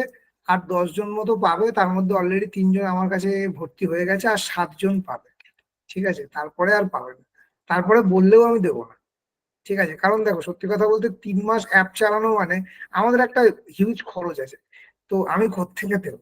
ঠিক আছে, আমার যদি ক্ষমতা থাকতো আমি দিতাম, ঠিক আছে? কিন্তু যেহেতু নতুন সিলেবাসের একটা কথা আছে, সে কারণেই আমরা 100 জনকে দিয়েছি। এবার দেখো যারা আগে ভর্তি হয়েছে তাদেরকে তো মানে কি বলবো, আমাদের সেই একটা ফেসিলিটি দিতে হবে, নাহলে তো তাদের সঙ্গে ঠিক করা হবে না বিষয়টা, না? আশা করি সবাই সেটা বুঝতে পারছো, ঠিক আছে? বেশ। হুম, স্যার, বলো। প্র্যাকটিস সেট করতে গিয়ে কোনো যদি ধরুন সমস্যা হলো, এবার আমাদের হুম, এখানে যোগাযোগ করার টাইম তো মোটামুটি ওই 5টা থেকে 5:30 অবধি। তো সেক্ষেত্রে স্যার কাকে মানে 5টা থেকে ধরুন 5:30 কেন? কোথায় যাবো? এখানে যোগাযোগ সেন্টার করার থেকে। টাইম আপনাদের মডারেটরদের সময় হচ্ছে সকাল 9:30 থেকে আর সন্ধ্যেবেলা 5:30 পর্যন্ত, ঠিক আছে? আর 2 নম্বর কথা বলি, যখন মানে আপনার যখন কোনো সাবজেক্টের কোনো কিছুতে অসুবিধা হবে, তখন আপনারা যেটা করবেন, ওই সাবজেক্টের তো ক্লাস হবে, তো তখন আপনারা ওই সাবজেক্ট ওয়াইজ খাতা করে না সেই প্রবলেম গুলোকে লিখে রাখবেন, ঠিক আছে? মডারেটর তো চেষ্টা করবেন অবশ্যই বলে দেওয়ার, কিন্তু সব থেকে ভালো হয় আপনি যখন টিচারের কাছ থেকে ব্যাপারটা জানতে পারবেন, ক্লাসের সময় তুলবেন, আপনার টিচার আপনাকে পুরো একেবারে বিষয়টা ক্লিয়ার করে দেবে। বোঝাতে পারলাম? আচ্ছা স্যার। হ্যালো, ঠিক আছে? আর ম্যাথস এর ক্ষেত্রে আমাদের একটা এক্সট্রা মডারেটর থাকে, ঠিক আছে? সেখানে আপনার যে কোনো ম্যাথস অসুবিধা হলে আপনি পাঠাবেন, উইদিন 24 আওয়ার্স আপনার সেই ম্যাথসের সলিউশন করে তারা পাঠিয়ে দেবে, ঠিক আছে? সেক্ষেত্রে আপনার ক্লাস অব্দি ওয়েট করতে থাকার দরকার নেই। স্যার আপনার হ্যাঁ একটা স্যার, মতামত শুধু জানতে চাই। তোদের তো ম্যাথটার স্যার জন্যই বলছি এই জিজ্ঞেস মুহূর্তে আমরা করছিলাম কি যে কোথায় মেটেরিয়ালস গুলো পাঠাবো, নিলে কখন নিলে পাঠাবো। নিতে পারি? নেওয়াটা আমাদের কি পেয়ে যাবেন। মানে ভালো হবে স্যার ডিসেম্বরের বুঝলাম জন্য? না, বলুন। স্যার আপনার বুঝলাম না। মতামত জানতে চাইছিলাম, তো মানে বলছিলাম কি মানে ওই আমরা মেটেরিয়ালসটা কি নিয়ে নিতে পারি হ্যাঁ, মানে যদি ডিসেম্বরের জন্য? মেটেরিয়াল নেওয়া হয় 100% এখন নিয়ে নাও। এবার নতুন যেটুকু আসবে আমরা সেটুকু পরে করে আবার একটা প্যাকেজ বানিয়ে দেবো। হয়তো দেখা গেল নতুন মেটেরিয়াল নিয়ে 100 পেজ এক্সট্রা করছি, ঠিক আছে? থ্যাংক ইউ স্যার, কথার কথা।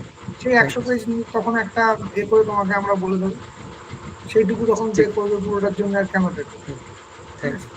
দেখো তোমাদের দিক থেকে যতটা সহজ করে দেওয়া যায় আমরা সেই চেষ্টা সবসময় করছি, ঠিক আছে? এই হলো বিষয়। আচ্ছা ঠিক স্যার, আছে স্যার, এটাই মোটামুটি তো বলছি। একটু মানে অ্যামাউন্টের আইডিয়া দেবেন কিরকম কি মানে লাগে খরচা জেরক্সের জন্য যদি হার্ড কপি নিতে হয়? বাংলার মেটেরিয়াল আমার এই মুহূর্তে মনে নেই, তবে মোটামুটি যত পেজ হবে তার উপর নির্ভর করে, ঠিক আছে? এখন তো ওই মোটামুটি জেরক্সের 4600 স্যার, দামটা, মানে হ্যাঁ মোটামুটি, 4600। হ্যাঁ ওটা তো আপনার বোধহয় পেপার 1 পেপার 2 বা সব মিলে, এবার এটা আবার সাবজেক্ট ওয়াইজ ভ্যারি করে, ঠিক আছে? যেমন বাংলায় যত পেজ আছে সংস্কৃতে অত নেই, একটু কম আছে, ঠিক আছে? আবার এরকম অনেক কিছু ভ্যারি করে। আবার আমাদের পেপার ওয়ানের মেটেরিয়াল গুলো যেমন বাইলিঙ্গুয়াল, মানে হিসাব মতো ডবল পেজ, মানে একটা পেজ একবার ইংলিশে লেখা তারপরে আবার বাংলায়। এখন আবার নতুন যেমন আপডেট আসছে মাইন্ড ম্যাপের, ঠিক আছে। তো সব মিলিয়ে আপনি মানে যখন করবেন তখন করবেন। হ্যাঁ, একজন আবার লিখেছে আমাকে বলা হলো বাংলা 2800 টাকার মতো লাগবে হাতে নোট নিতে, আবার একজন লিখেছে 2500, হোম ডেলিভারি নিলে 2800। হ্যাঁ, ওরকমই লাগে, কারণ প্রায় 1-1,500-এর ওপরের পেজ আছে, প্রচুর মোটা। বাংলার যে মেটেরিয়ালটা অনেক, মানে অনেক কিছু আছে, এবং মেটেরিয়াল সাবজেক্ট দেখলে পেপার আপনি, হ্যাঁ, এবং মেটেরিয়াল দেখলে বুঝতে পারবেন ওই মেটেরিয়ালটার ওজনই প্রায় 3 কেজি, ঠিক আছে। তো মানে দেখুন, আমি সোজা কথা একটা জিনিস বুঝি, যে আজকে হয়তো আপনার পয়সাটা দিতে কষ্ট হবে, কিন্তু আপনি যখন মানে কি বলবো, পড়াশুনো করবেন, সাকসেস পাবেন, তখন এই সব কষ্টগুলো এক লহমায় বেরিয়ে যাবে, আচ্ছা ঠিক স্যার, আছে। বলছি যে মানে এই যে 2800 বা কত একটা হলো, তো ওটা কি আমি টোটাল মেটেরিয়ালটা একসঙ্গেই পেয়ে যাব, মানে নাকি টোটাল ওটা? মেটেরিয়াল একসাথে একদম ও বইয়ের আচ্ছা আকারে পাবেন, সুন্দর বাইন্ডিং আচ্ছা। করা, ঠিক আছে। আর অ্যাপে তো ফ্রিতে পাবেন, অ্যাপের মধ্যে আছেই, আপনি অ্যাপ থেকে পড়লে তো আপনাকে আর 1 টাকাও দিতে হবে না, ঠিক আছে। এরকম স্যার আমার মতো প্রফেসর হুম। মানুষ মানে আমি দেখিনি, যেভাবে মানে সরাসরি এত কথা কোশ্চিন অ্যান্সার বলে, মানে 2-4টা বলে মানে আলাদা একটা অ্যাটিটিউড থাকে।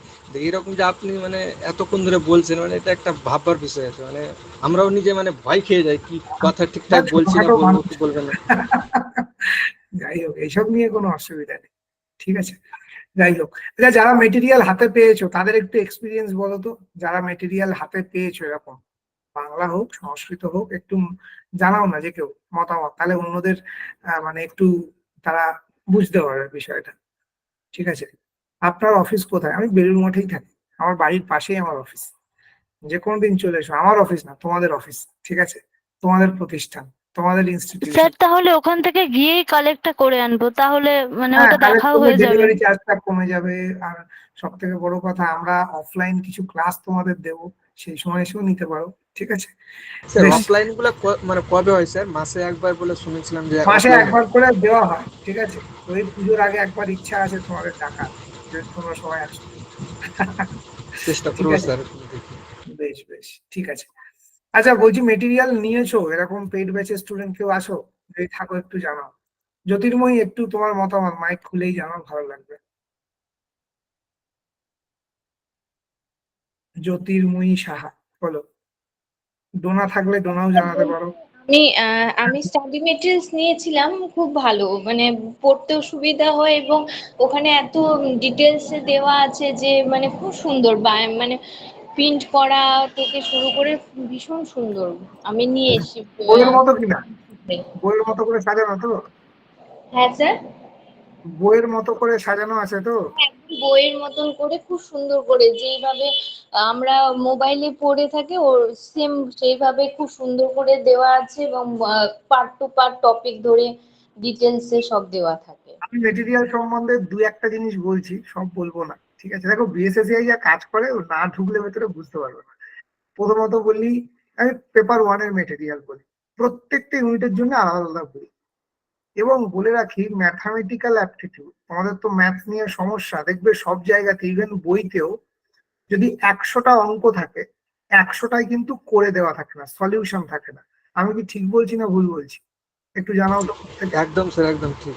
ঠিক আছে, আমাদের মেটেরিয়ালে যদি 100টা অঙ্ক থাকে, 100টা তো নয়, মানে প্রায় 1-1.5 হাজারের ওপর অঙ্ক আছে সব মিলিয়ে, আর বেশি ছাড়া কম না। প্রত্যেকটা অঙ্ক, ঠিক আছে, বাইলিঙ্গুয়াল, বাংলা এবং ইংলিশ দুটো ভাষাতে আছে। আমি কি ঠিক বলছি না ভুল বলছি? যারা মেটেরিয়াল হাতে পেয়েছো জানাও তো একটু। এবং প্রত্যেকটা অঙ্ক সলিউশন করে দেওয়া আছে, সে তোমার হোমওয়ার্কের পার্ট হোক কি ক্লাস ওয়ার্কের পার্ট হোক। এবং সেই সলিউশনটা শর্ট সলিউশন নয়, একেবারে ধরে ধরে স্টপ ওয়াইজ এবং শর্টকাট, ঠিক আছে। তো এটা শুধু অঙ্কের পার্ট। এবং আমি যদি তোমার থিওরি পার্ট বলি, থিওরি পার্টের ক্ষেত্রেও একদিকে ইংলিশ, তার সঙ্গে সঙ্গে বাংলা করা। পুরোটা হয়তো ডেসক্রিপটিভলি আলোচনা হলো, তারপরে তার একটা ছোট চার্ট করে পুরোটা কিভাবে মনে রাখতে হবে তার শর্টকাট ট্রিক্স দেওয়া। তো আমি একটা কথাই বলবো, বাইরে থেকে বিএসএসিআই কে বিচার করলে তোমরা পারবে না করতে, এটা সম্ভব না। যারা ভেতরে ঢুকেছে তারা বুঝতে পারবে হোয়াট ইজ বিএসএসিআই, ঠিক আছে। এতটুকু আত্মবিশ্বাস আমার নিজের প্রতিষ্ঠানের প্রতি আছে, ঠিক আছে। হ্যাঁ ডোনা, বলো কি লিখছো বলো। হ্যাঁ স্যার, বলছিলাম আমিও স্টাডি ম্যাটেরিয়াল নিয়েছি, মানে পেপার 1 পেপার 2 দুটোই নিয়েছি। তো স্টাডি ম্যাটেরিয়ালটা তো খুবই সাজানো এবং পড়তে অনেক সুবিধে হয়, মানে অ্যাপে না ওই ফোন দেখে দেখে পড়তে একটু অসুবিধেই হয়, তার জন্য স্টাডি ম্যাটেরিয়াল নেওয়ার পর যখন ওটা খুলে খুলে দেখছিলাম পুরোটাই, মানে আমি যেগুলো পড়ছিলাম, তো আমার খুবই ভালো লেগেছে। বেসিক্যালি মানে এত সুন্দরভাবে সাজিয়ে দেওয়া আছে, মানে পড়তেও খুব সুবিধে হয়, আর প্রচুর ডিটেলস দেওয়া আছে, ওই জন্যই আমি তো আচ্ছা, মানে এবার আমার ডোনাকে খুব ভালো জিজ্ঞাসা লেগেছে। করি যে সবার প্রথমে এত টাকা একটা দিয়ে ভর্তি হলে তারপরে গিয়ে আবার মেটেরিয়ালের জন্য চার্জ, এটা শুনে প্রথমে সবারই একটু মনে হয় বাবা এত টাকা এত ফিস। আজকের দিনে ডোনার কি অভিমত একটু জানাও তো। না স্যার, আমার তো মনে হয়েছে যে আমি যে টাকাটা খরচা করেছি বৃথা যায়নি। মানে আমি মানে কি বলবো, আমি তো বিএসসিআই ভর্তি হয়ে খুবই খুশি। এখানে প্রতিটা ক্লাস খুব ভালো হয়, এবং ফ্রি ক্লাস, আবার পেড ব্যাচের ক্লাস, প্রতিটা ক্লাস ভালো হয় এবং খুবই স্ট্যান্ডার্ডিটি মেনটেন করা হয়। অ্যাপও খুব ভালো, স্টাডি ম্যাটেরিয়ালটাও খুব ভালো, ইভেন টিচার্সদের ব্যবহারও খুব ভালো। আর অন্যরা তো একটা টিচার্স দিয়ে পড়ায়, মানে আমি আগে খোঁজ নিয়েছিলাম 2-3টে কোচিং সেন্টারের, কিন্তু আমার খুব একটা ভালো লাগেনি। তো তারপর আমি একজনের কাছ থেকে বিএসসিআই এর খোঁজ পাই, তার জন্য এখানে ভর্তি হয়েছি। তো আমার খুবই ভালো লেগেছে। Thank you, thank you. আচ্ছা, আর কারোর কোনো প্রশ্ন আছে? Hello sir. হ্যালো। হুম হুম হ্যাঁ, হুম, নমস্কার বলো। স্যার। হুম স্যার আমি বলছিলাম একটু অন্য প্রসঙ্গে একটু বলতে পারি স্যার একটু? হুম হুম, বলো না। হুম। স্যার বলছিলাম, আমরা বিপিএসসির জন্য আমি অ্যাডমিশন নিয়েছি। তো আমি বিপিএস। স্টাডি মেটগুলো নেওয়ার জন্য আমি কনফারেন্সের সাথে ফোনও করেছিলাম। তো ম্যাডাম বলছেন যে এখন আমার বাকি রয়েছে বলতে গেলে সায়েন্সের পোর্শনটা একটু বাকি রয়েছে। বলছেন আমাদের স্যার কিছু নতুন ফিচার্স আপডেট দেবেন। তো সেজন্য